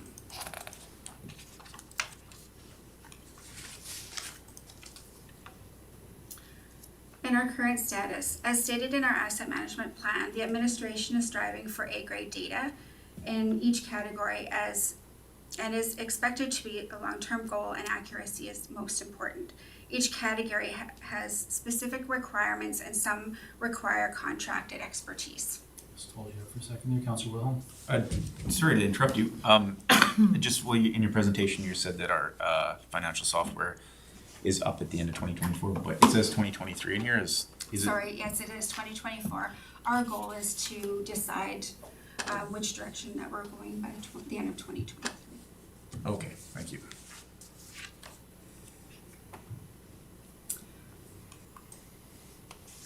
So I've provided a few condition assessments that we're able to look at today. All the bridges and roads have had condition assessments completed, with some that are currently under review, as to be expected. As we go along, and collect all the data, that we are going to be able to review assets that require maintenance or ongoing work on them. From there, adding layers such as what materials are used, such as GeoWeb. So for example, we have all of our roads in, we can collect data from ongoing maintenance and strategies going forward. But as we build the asset management data, we will also be able to put in the layers of the roads as well. So that's adding the materials that are in it. For example, GeoWeb would be one of those.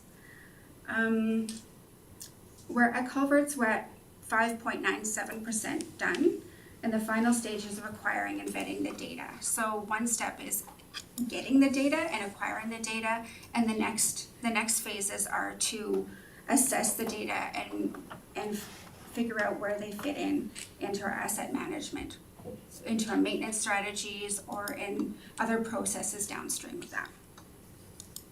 As you can see, buildings are required. The condition assessments are required for our buildings. Some data condition assessments the county can perform. However, others such as building, a consultant is required to access that information. Councillor Cogan?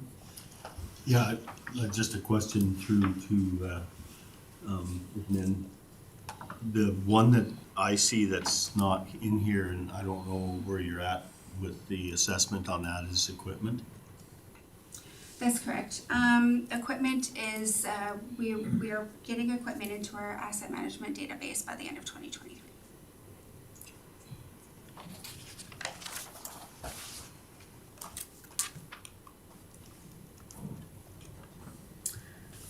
And our current status. While attending the cohort in Calgary, it was identified that the County of Woodlands is farther along in asset management than many of the other counties and towns in attendance. Some do not even have a policy, plan, strategy, or a roadmap. Not only does the County of Woodlands have these in place, but they are actively making progress and are directly in line with the goals, even with the current challenges that we're facing. During the conference, the administration established a working relationship with other neighboring municipalities as they are further advanced and willing to help not only in asset management move forward, but also the integration of software for finance, asset retirement obligations, and damage assessment initiatives. So one of the challenges as well is currently right now, a lot of our resources are helping with emergency management in the efforts due to the flooding activity in the last few months. The administration has largely allocated their time to assist with the efforts in addition to assessing and managing the damage on the assets funding initiatives. New to this role, with the lack of available resources and experience, the administration is researching designated training and have established mentorship to help guide us forward. We have established an open communication and working mentorship with neighboring municipalities.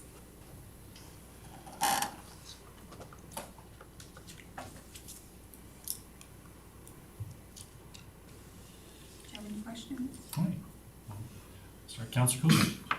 Yeah, I'm just so glad that you guys are working hard on this stuff, because part of the problem we have as council is until we have a really good solid understanding of what our assets are and how they're deteriorating and how we manage with them, it makes it really difficult for us to make really good budget decisions. So I thank you for that. It is also nice to hear that we're further along than a lot of the other municipalities that are working on this. It's like a discussion we had earlier, that there is a very large difference in, we'll say, understanding of what an asset management is from one municipality to the next. And it's something that Councillor Dean and I seen at that one asset management course. There was one municipality we were talking to, and their idea of an asset management plan was a 5-year capital working plan. They felt that administration brought in within the next 5 years, these are the items that need to be worked on, and that's what they thought their asset management plan was. So it is nice to see what we got coming here. Councillor Burrows? Yeah, thank you. Thanks for the presentation, and again, yeah, we certainly need the data and the information. I was just gonna ask a specific question though, I noticed you've got mostly complete on gravel roads, oil roads, and paved roads. So on the gravelled roads and the oiled roads, are we identifying, soft spots on the roads that are appearing year after year? And how that's mediated and how much maintenance that's costing? Or is it just the condition of the whole road? Or I'm trying to get an idea of what specific data is being collected on the roadway itself. Through the chair to Council Burrows. I'm glad that you asked that question. And in regards to your comment, each county has their different needs and their different ideas of what asset management is, and it largely depends on what they need it for and where they're at and what tools they have to use as well. And in regards to your question, there's different layers in regards to asset management and how far you want to get into detail. Right now, we are at the higher end, gathering road information and data. And as we go along, like largely that is housed within our engineering information, and when we drill down into when we're going to fix the road and how and the decisions why. So as our tools be able to, evolve and mature and have that's ideally where asset management will go. But at the current state, we're more high end regards to where our data is kept. Thank you.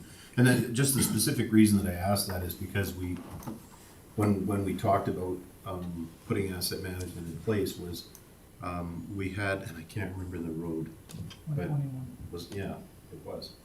And we were asking how much money gets spent in this one section of doing this. And if we do that for 10 years, would we not be better to just pay the darn thing and get it over with? And that was, but that data wasn't available to us, so it was really, really difficult to make a budgetary decision based on that. So I just want to make sure that but at the moment, we're not collecting that data. How far out are we from being able to collect that data, and is that in our asset management plan? And that doesn't necessarily have to go to you, that can go to higher admin as well. Go ahead. Your worship. So right now we do have the costs, like let's say on fixing a road, but we don't really break it down by the section of the road. So, and then as we mentioned with the assets management system, is that we won't be able to tell, for the cost, we won't be able to break it down by whether that is how many kilometers on the gravel roads or how many kilometers of the oil road. And that is why we are hoping that with the new assets management system, we will be able to do that analysis. And if I can follow up, but just the real reason that I kind of get into this is that actually that example on Old Ferry Road with the geo web in there, it's funny because I spoke to somebody who was involved in building that road, and they said this is one of the worst sections because it comes across the old Oxbow, and it was really, really soft in there, so they had to put that web in there to make the road hold together, and it turns out to be the smoothest piece of road in that entire area. But it's because, they spent some money on it, so, okay, thank you. All right, council, anything else from council? Council or Prestige? Through the chair to council administration. I totally agree with Council Burrows. Where the conversation of asset management came up was on Range Road 121, there was a bad spot. And I asked the CEO at the time, how much do we spend there? And he says, well, I don't know. And he says, we spend so much on the whole road. So that doesn't help when we're doing our budgeting.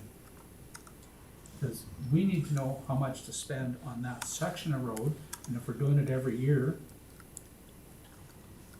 for 10 years or whatever, doesn't it make more sense to invest some money and fix that section of road and not have to spend any more money there? So I'm so happy to hear that this is coming to our asset management. Because otherwise, how are we supposed to budget when we don't know? Go ahead. Through the chair. I'm glad that you mentioned that, because in regards to the cohesiveness of finance and asset management, because we work collectively together. The software that we're using currently does not integrate. So that means that in finance, they have a section of road. In asset management, it's a portion of a road. So they don't talk to one another. The systems don't talk to one another. So drilling down into details within software, currently in finance right now, it is manually inputted, for example. And in order to keep it that way, it doesn't talk to the other systems. So in order to get down to that detail in our other software system, you would have to have that same level of data input. So as for asset management, they're looking at like a higher level of cohesiveness. So the finance software that we have that's coming to the end of its life is almost a blessing in disguise as we're looking at new systems and opening the dialogue to be able to see what systems will work with each other, and that will solve a lot of that. Anything else from council? Councilor Cogan. I'll make a motion that council accept the presentation as information. Okay, motion on the floor. Any discussion on that motion? Not seeing any. Call the question. All in favor? It's carried. Thank you very much for your presentation. We look forward to seeing, I guess, where else your program's going. So.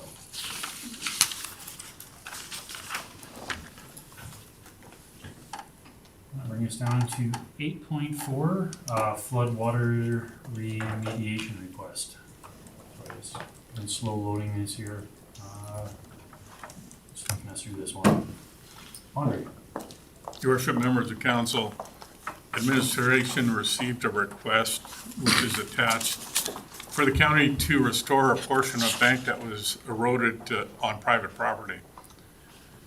The portion that eroded included approximately 65 meters of the driveway.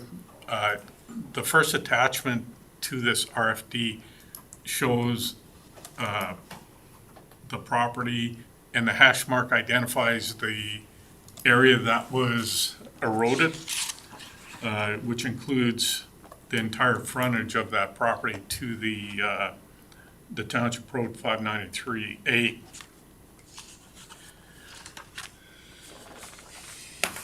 The county did obtain a legal opinion, stated that the municipality is not responsible to reestablish land or legal access when the river or water body changes direction. The county did obtain an emergency approval to reconstruct the roadway, given that the new riverbank is not identifiable at this time. So we are constructing the road far enough to give them an approach to their property. However, the approach will not meet the guidelines of a 20-meter setback from the property pin, because there's just not enough property there. So the setback will likely be at best 2 meters from the pin. If the county was to reconstruct a bank as requested, we would be required to obtain the engineered drawings, get all the provincial approvals, apply to the province, hopefully get approval to do the work, and that the work to reestablish that bank would be well in excess of $1 million. And as identified earlier, we did apply for the disaster program, and if approved, then at that point, private property owners will have the option to apply to the province also for mitigating these types of situations. whether the province would fund bank reestablishment or bank protection, that would be identified at that time. As we mentioned earlier, the county did file the application for the disaster recovery program. However, this location was not included as it is on private property. There are two other photographs attached that show the amount of erosion that did take place, which you can see the driveway is no longer there. The end of the road's no longer there. The recommendation is that council denies a request for the county to restore the bank and advises the property owner to file a claim if and when the government of Alberta approves a disaster recovery program. Councillor Dean? Yeah, Thanks, through the chair to Andre. So just so I understand the process, a resident cannot apply for disaster relief funding unless a municipality has and has been approved. Essentially, in the province, when the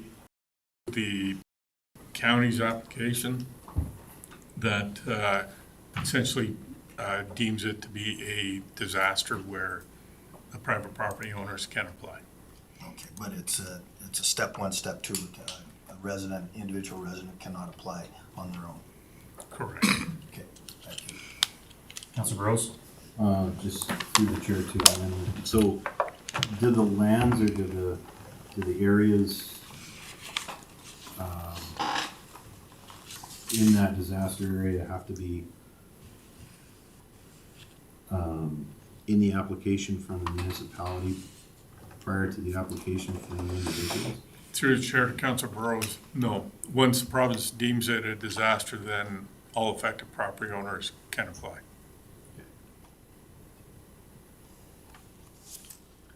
Councillor Wilhelm? Through the chair to administration, I just, from the drawing here, Andre, the first picture, where will the county's right of way end? Is it right here? Yeah, I can't quite make it. So our road will extend roughly 8 or 9 meters past the property line so that we can give them an approach. Okay, so it's gonna go to about here. So they will have the ability to make a road to a county. On their property, From yes. their own property? From our approach, which will be to their property, Right. they can build their driveway from there.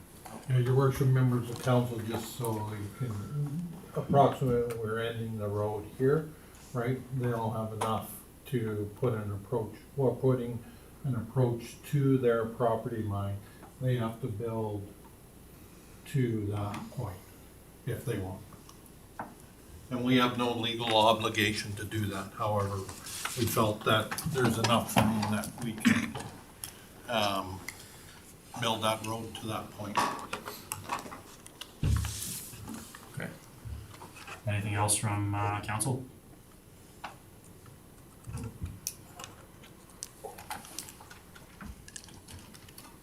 not seeing anybody. Would want to make a motion?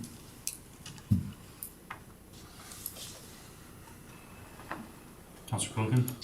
I'll make a motion that council deny the request for county to restore the bank and advise the property owner to file a claim if and when the government of Alberta approves a disaster recovery program. Okay, motion on the floor. So this is a tough one, but this is where we're at. Any discussion on that motion? Councillor Cogan?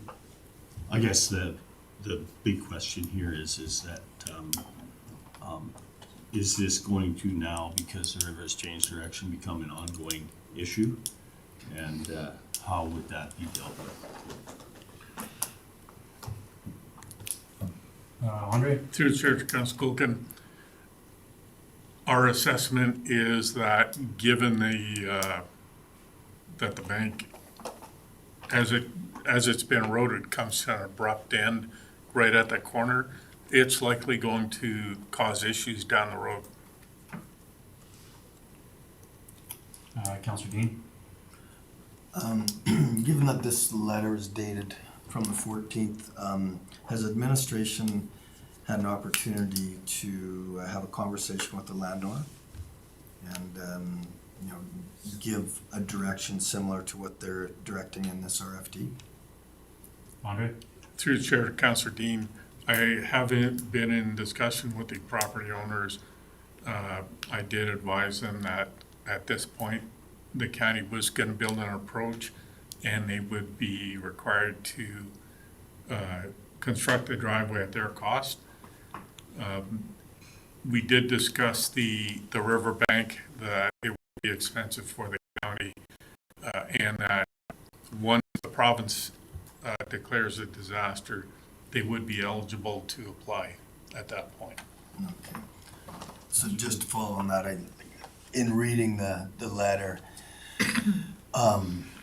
I think there was perhaps an assumption made by the writer that the funding was already in place, that it was in place as soon as the county had declared a state of emergency, and I'm wondering if that was clarified with them. Through the chair to Councillor Dean, my discussions with the property owner were prior to getting this request. Okay, all right, thank you. Just one question I do have. With the discussion that the water coming through, there's probably, well, most likely going to cause issues in the future. Do we have a plan or any action that we're looking at to kind of remediate that in the future to, I guess, maintain our roadway? Through your worship, we do have a plan of armoring the end of the roadway and an area that would affect our road allowance. We will armor. Any other discussion from council? We still have a motion for. Your worship, members of council, just for clarification, it's subject to approval from the DRP. We're doing, at this point in time, we're only doing emergency repairs. Am I correct in that? Because we're not armoring at this point in time. We will be armoring the end as part of this emergency repair, yes. Councilor Wilhelm? I guess this isn't to the motion, I should have asked this earlier, but with regards to the approach construction, do we have a timeline on when it'll be completed? Through Chair to Councillor Wilhelm, given the rain we're getting and the type of material there, once it gets wet, it's essentially soup that we have to deal with. So we were hoping maybe by the end of next week we'd be at the end and have their approach built, but it all depends on the weather. They do have temporary access through the road allowance. All right, with that, still have a motion on the floor. Any other discussion? Seeing none, I'll call the question. All in favor? And with that, it's carried. 9.1, correspondence and information items. Any bits in there, discussion from council? If not, you know, Councilor Rose. I'll make a council correspondence and information items to circulate. Motion on the floor. Any discussion on the motion? Seeing none, I'll call the question. All in favor? And that's moved. Down to councillor reports and questions. Start with Councilor Burrows.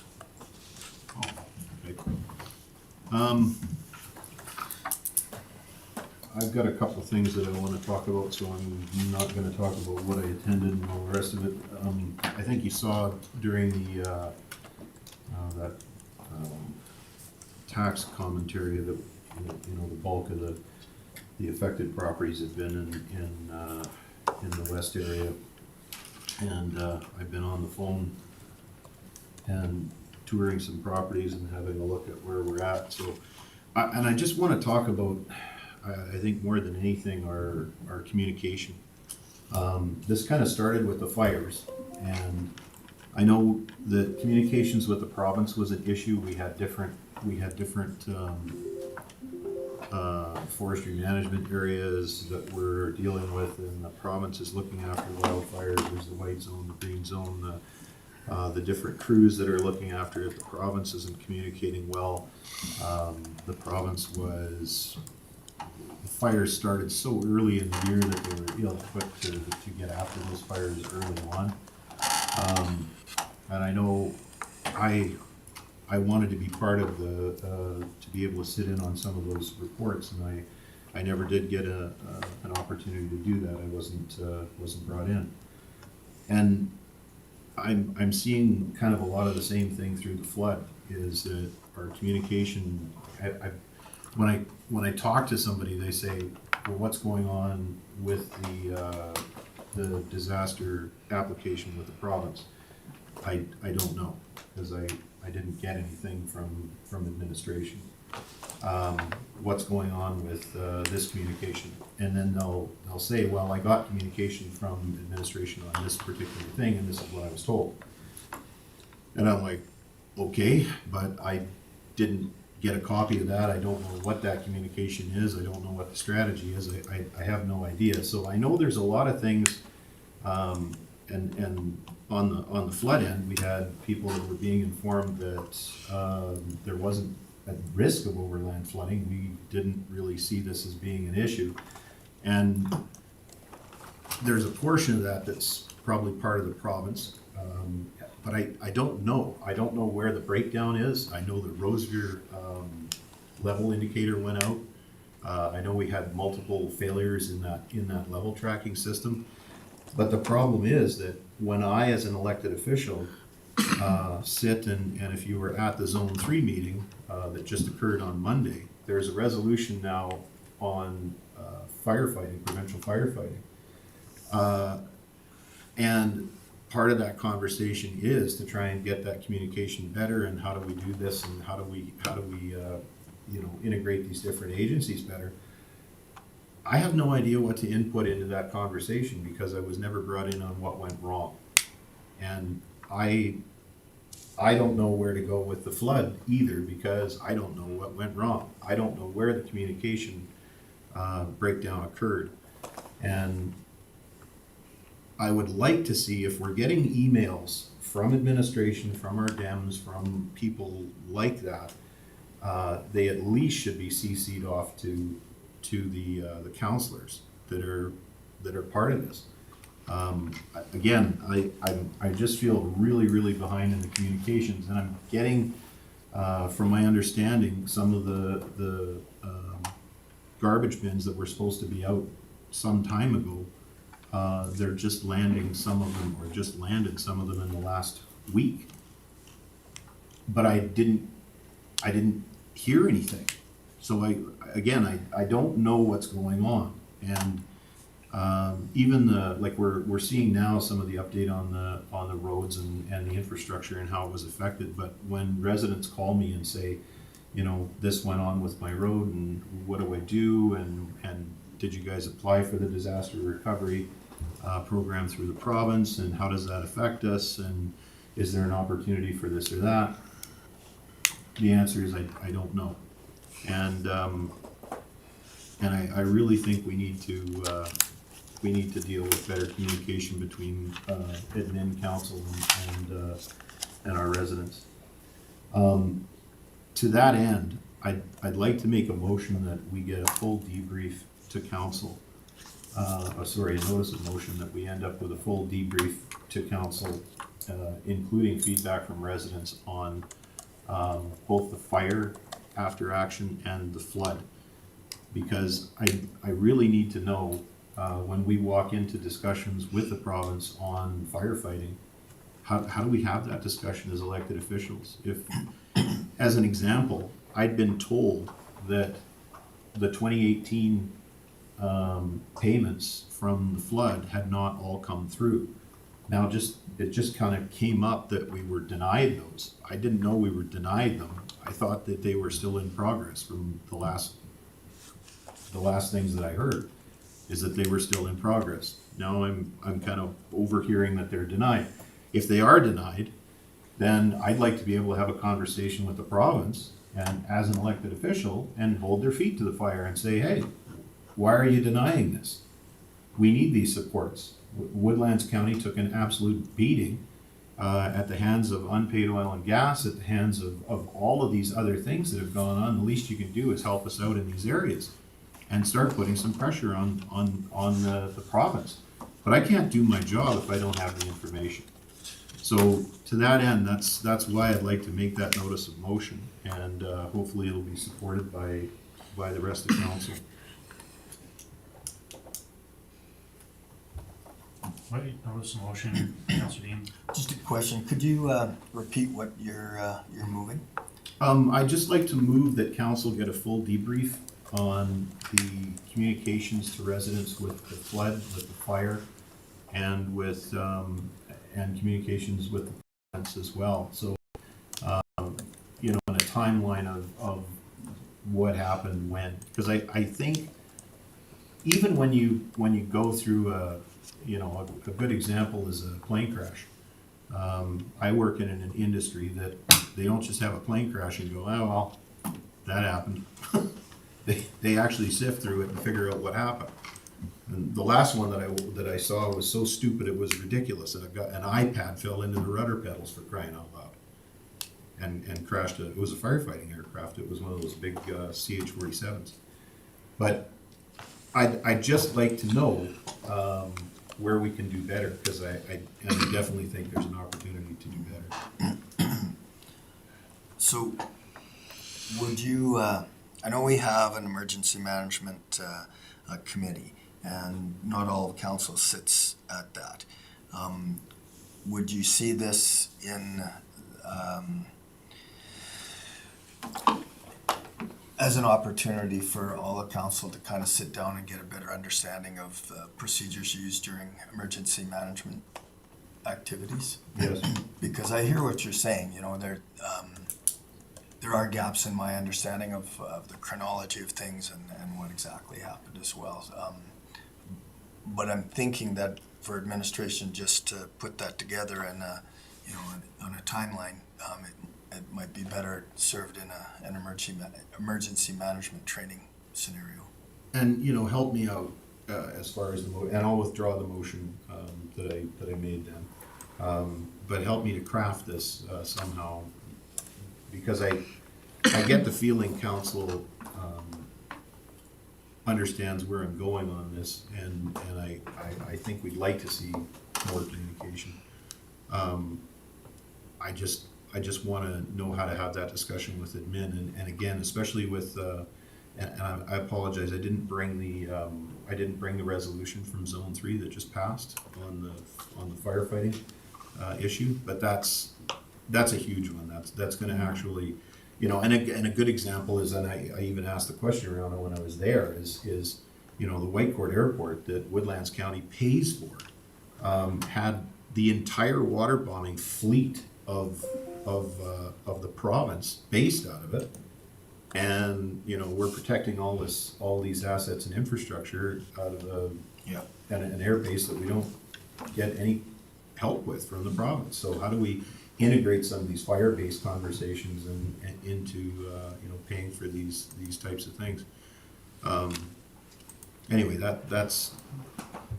Do you have a suggestion as to how we can?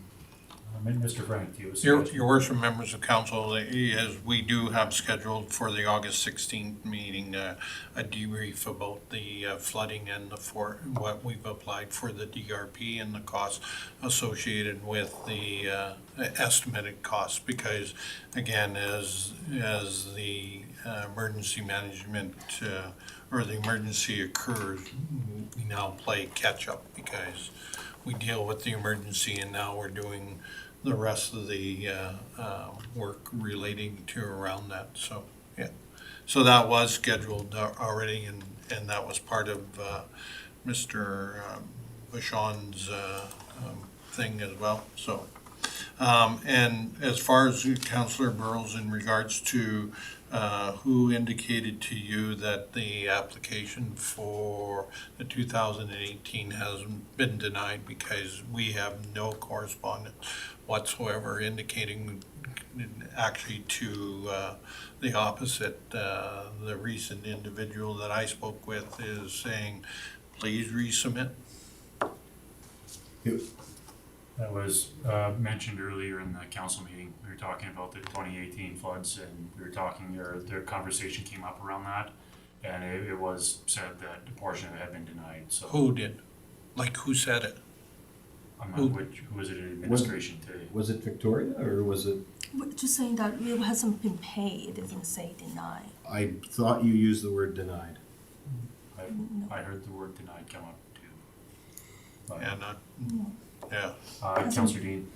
So, through the chair, back to Councilor Burrows, I think, given that administration is gonna come forward with an overview of the flooding and the fire, coming out of that, I'm sure there's gonna be questions and some opportunities to refine things, so maybe we wanna hold that notice of motion until after that, and then whatever doesn't get covered, we can make a motion to add to it.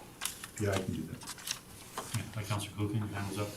Yeah, I just to Councilor Burrow's point, and this conversation around the unpaid disaster relief is, I think that it bears a lot of value to actually have information that's current that we take to our RMA, that we take to our zone meetings, that indicate that the province is really leaving us in the lurch when they say that they're gonna pay for something and they don't. And so I think that whole communication piece needs to be very, very current.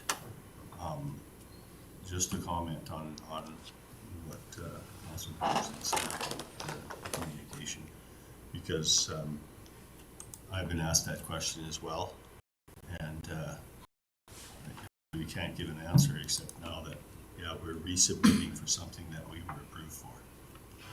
And Councillor Dean. No, I'm good, thanks. Hey, anything else for Councillor Burrows?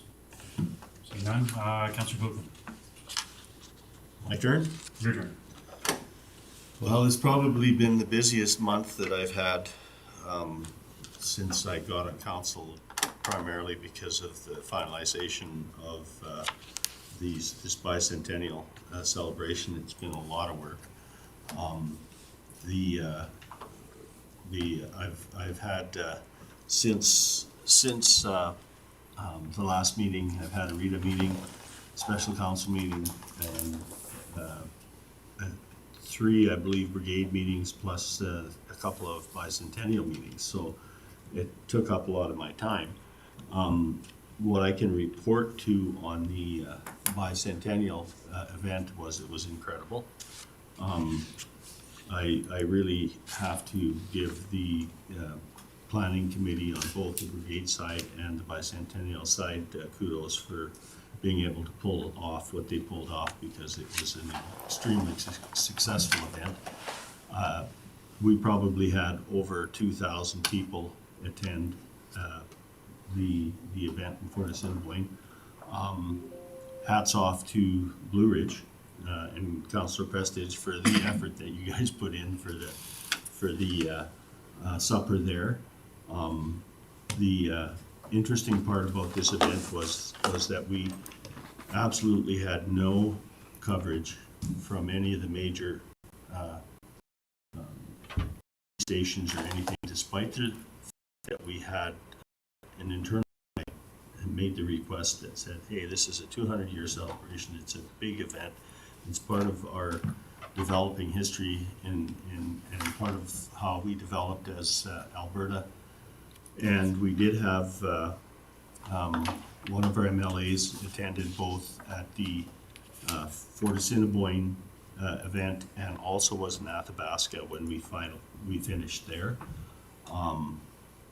The part that I think that is really important to note is that the investment that we made was a lot further reaching than that event. We were able to make some incredibly solid relationships on our regional development with both with all of the communities along the river, Lesser Slave, Athabasca County, Barhead County, and Whitecourt, who actually had the send-off and did a great job of the pancake breakfast and welcoming people from all over, only all over Canada, but over the US who were participating in that event. We had a little bit of an issue 10 minutes in. The first Voyageur canoe was upside down by the golf course in those spurs that are there. And we had a little bit of a rescue to do there. Everything went well. I didn't have to employ my Swiftwater training at all. I just had to drive in there with a boat and make sure they all popped out okay. But I think that one of the things that is really interesting in this whole thing, and this part of the things that we all have to start to work on a little bit, is that there was a real definite urban-rural divide, because we had absolutely no interest from anybody from our political people that should have been at an event like this to show up. We had no interest by media to even worry about it. So we've actually regionally, and that, I think that's for every rural municipality, become the attic of Alberta, where nobody really wants to go. And I think we have to change that. It's part of our strategy. And I think as individuals, we all have to participate a little bit more in this type of event. I think that there's going to be, hopefully, there's going to be some documentary. There was a fellow hired to do the bicentennial celebration. And there was also, I also took a film crew plus a safety advisor with me to document the transition of the Indigenous piece and the brigade and the history. So I hope in the future we'll be able to present that at council here and show the value that is actually in telling our story. Councillor Dean. Just a question to Councillor Colkin. So that media piece is interesting, disappointing, but interesting. Did the organizing committee reach out and make any contact, and did they get any feedback or any idea of? We had Lloyd Lewis, who is actually has been involved with the media, CBC, CTV, for years and years, reach out to all of the major stations and say, hey, here's something that you can sink your teeth into. It's a big part of our history. And we got absolutely nothing. And that was directly, a committee member directly tasked to do that. And any follow-up by him? Like, he didn't get anything? Did he try it again? Or? He tried very hard, and he was very, very upset that he got no response. Okay. Anything else for Councillor Cogan? See you none. Councillor Prestich. Had the GMP meeting on the 12th.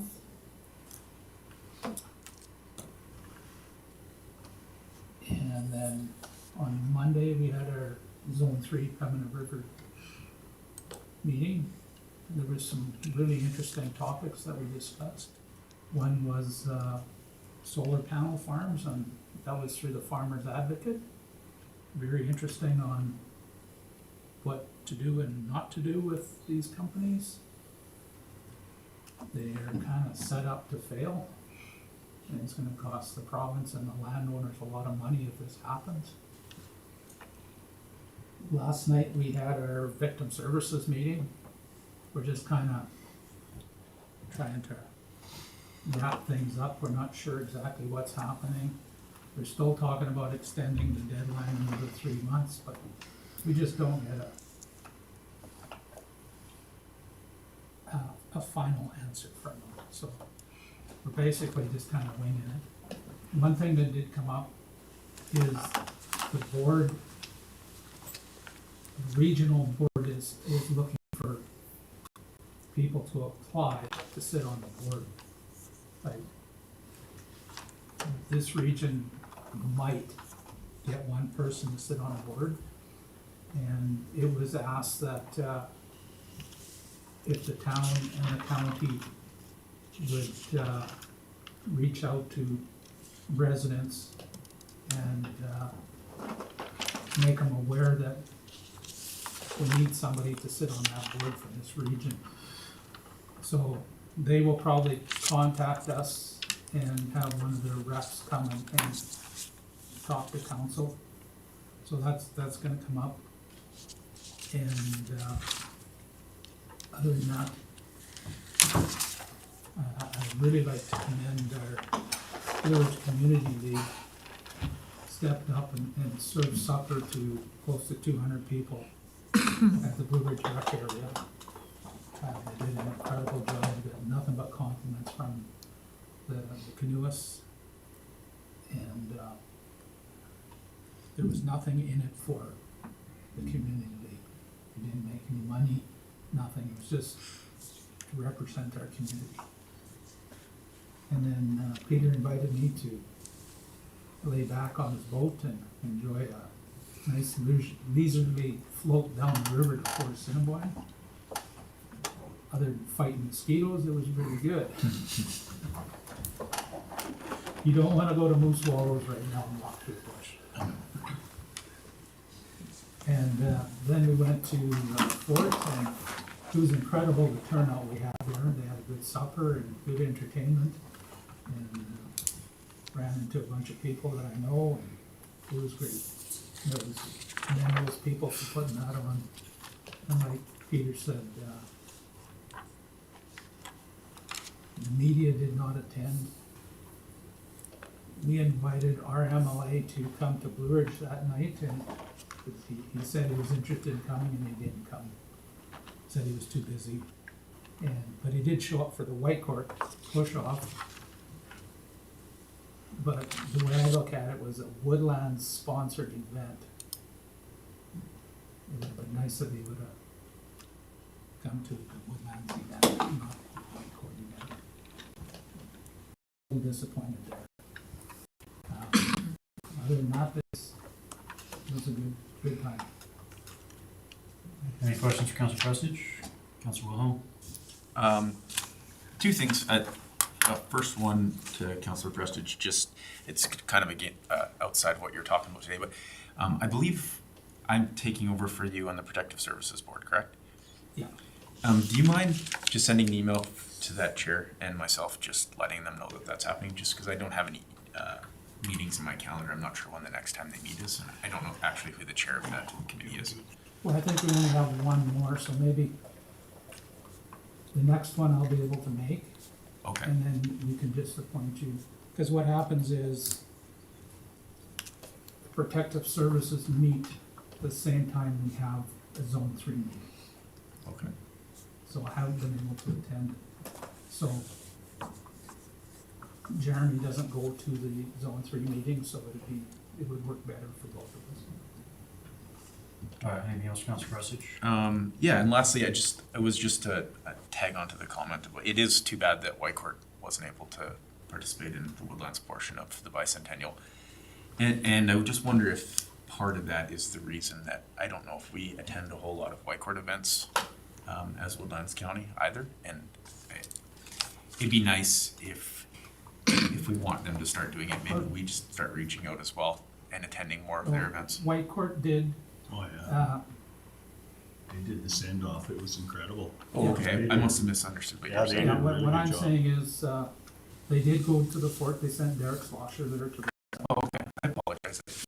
it's our MLA, because this was a county, the Woodlands sponsored event, didn't show up to the county part. That's too bad, yeah. Councilor Coogan?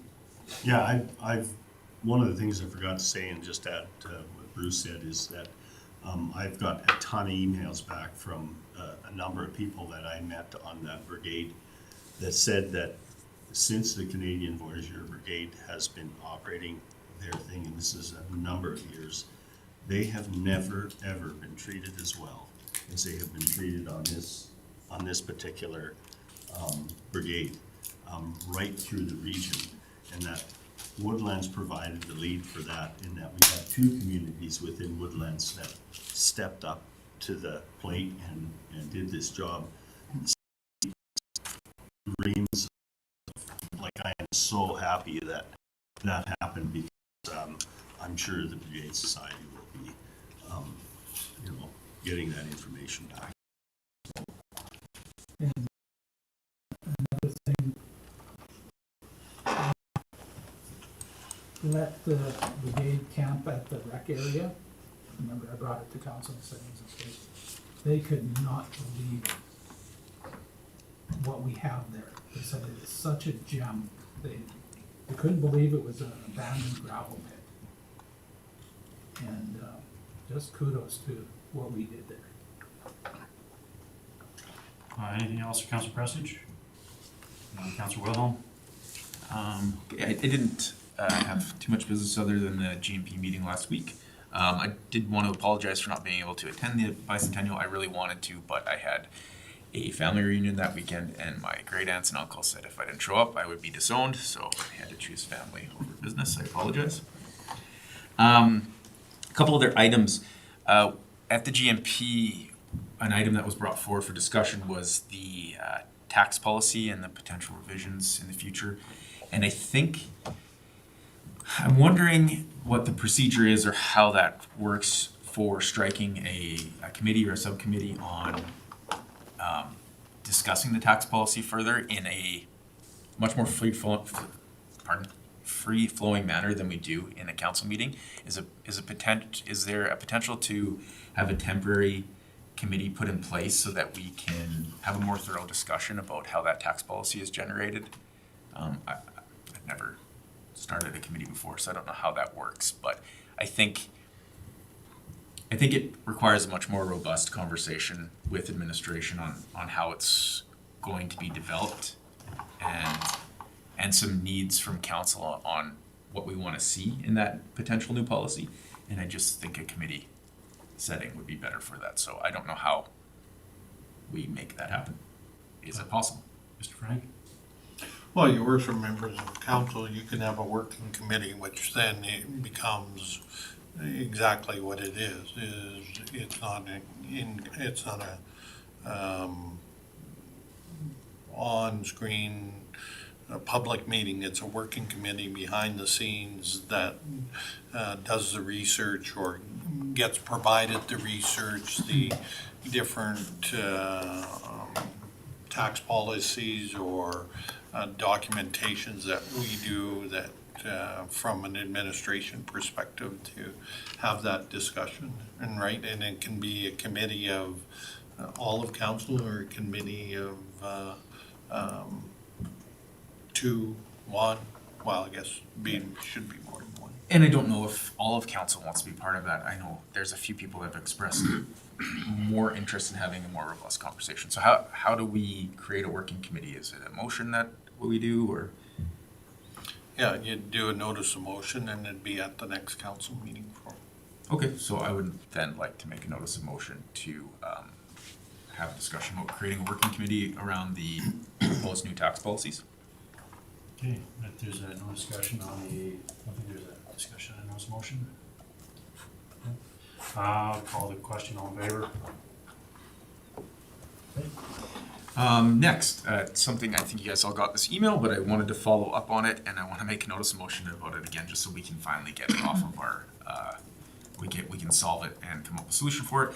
Community Future still does not have a board member from the municipality. They are eager to get a board member from the municipality, and I think we need to have a discussion on who can potentially fill that role. So I'll make a notice of motion to include filling the CFYE board member. Your worship, we got the information. It's scheduled for the August 16th meeting. Perfect. Thank you, sir. And then last one is I wanted to discuss with council, but also I guess administration, get their thoughts on it. Since we've come on council, I had to unfortunately miss the first Christmas party, and then last year we didn't proceed with the Christmas party. But I had, with discussions with older councilors that aren't on council anymore, they had mentioned that we used to hold a summer barbecue for administration, where council and administration had a chance to interact with each other. Council prepared the food, and then administration sat and chat. We could have some personal relations with everybody. And I'm just wondering on council and administration's mindset on potentially doing that again this year, or and if there's any dates that work with it for anybody. Discussion council, what's council's appetite towards that? I do know with CAN4, it's something they do in the fall every year.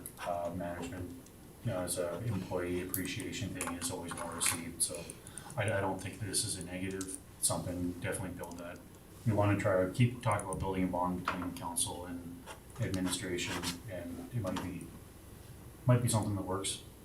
Yeah, and my suggestion is we do something in early September, just because lots of people are going to be going on vacation for the rest of summer, and we don't want anybody to miss out on it. So, just thoughts. Quick, maybe nobody's interested in it, but I know we haven't done anything like that since I've been on council, so would be a nice thing to have. Anybody from council opposed to the idea? Gord, from an administrative side? Your worship, members of council, and not, I'm trying to make excuses, we've been trying for the last, things get in the way, whether it's employees or pandemics or flooding. We had tentatively scheduled one for August, and then our employee left away that was scheduling it and working on it. So one of the tasks that Carrie will be given is that, to coordinate that. So it's not our intention not to have it, it's our intention of trying to arrange for it. Okay, well, as long as it's on the schedule to potentially book something like that, we can have a discussion about it when it comes up. Thank you, that's all I have. Okay, anything for Councillor Wilhelm? Okay, nothing. Councillor Williams? I actually took some vacation time last little bit, so I've been on vacation for 2 weeks. I haven't shaved my face.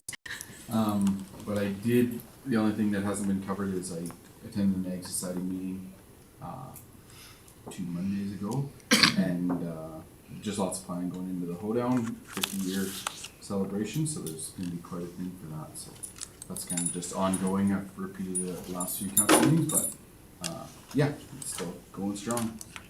Other than that, I was taking it easy. And Councillor Williams? None. Councillor Dean? Thank you. Yeah, similar to Councillor Williams, I've been on holidays for a good portion of the time between the two meetings.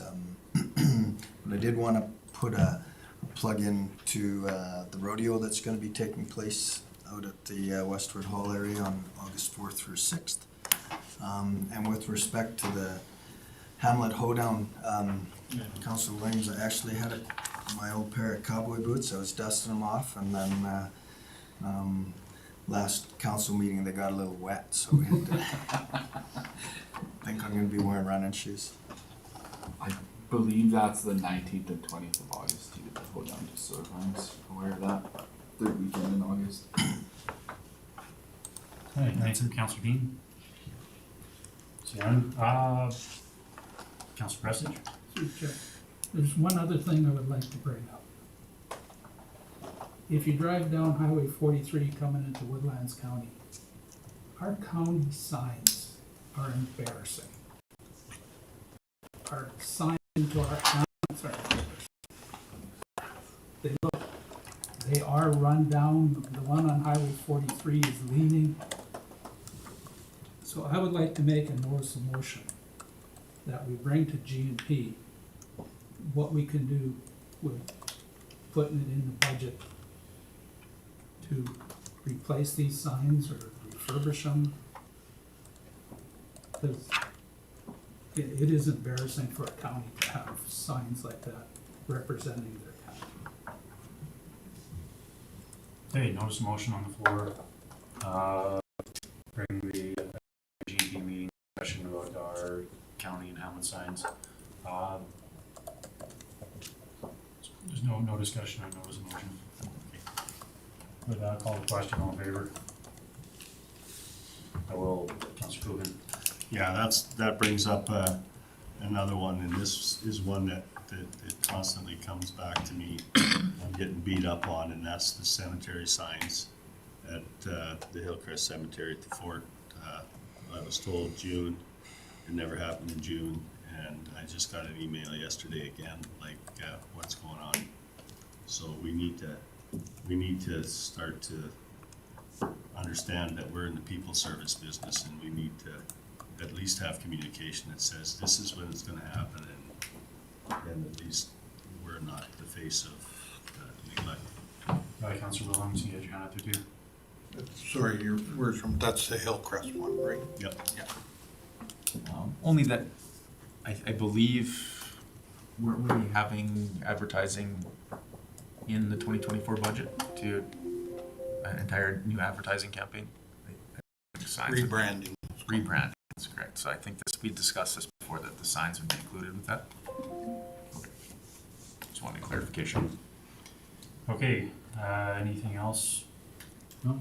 So for me, after our last council meeting, went down to the Indigenous celebration down at, Rotary Park, not Rotary, sorry, Graymakers. Graymakers, there you go. It was, really good, I guess, kind of afternoon there.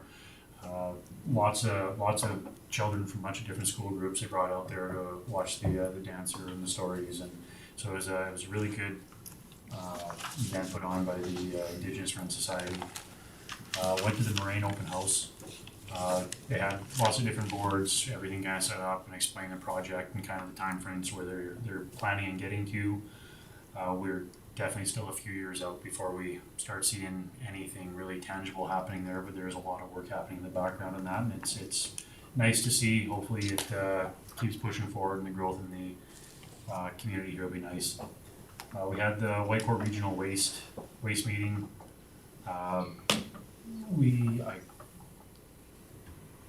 There wasn't a whole lot that came out of that one. There was the contract for The contract for the leaching ponds. Zone 3 meeting, most of that's been covered already. A lot of the stuff that they're talking about though with solar farms and kind of how they're setting up, and a lot of the caution that the Farm Advisory Board is going towards anybody signing into these agreements, because there is nothing out there, no set, I guess it's not regulated, there's no template that anybody's using for the contract, and it's all kind of one-on-one, and they're trying to push for a lot of discretionary or discrepancy between people who are signing with one landowner, the next landowner, to, I guess, try to keep the contracts more favorable for the industry over the landowners. We had our special council meeting, which we talked about for the cleanup of the river. Got invited to the Rita meeting. It was nice to sit down and kind of see what they're looking at, what they're doing, and we also had the farmland consultation around subdivisions on more prime agriculture land. We had one up in the fort, and I managed to make the one in the Ensemble zone. They seem very well received from the individuals who showed up. I haven't seen, I guess, any written submissions or stuff that are coming yet, but there is a definite appetite from residents who want to try to preserve agricultural land and try to create those holdings. Any questions for me? I'll look for a motion. Councilor Wilhelm. Actually, I'll just add to that solar farm. The size of these solar farms, there's one being built just outside of Brooks, it's 27 quarter sections big. There's another one not too far away that's over 30 quarter sections big.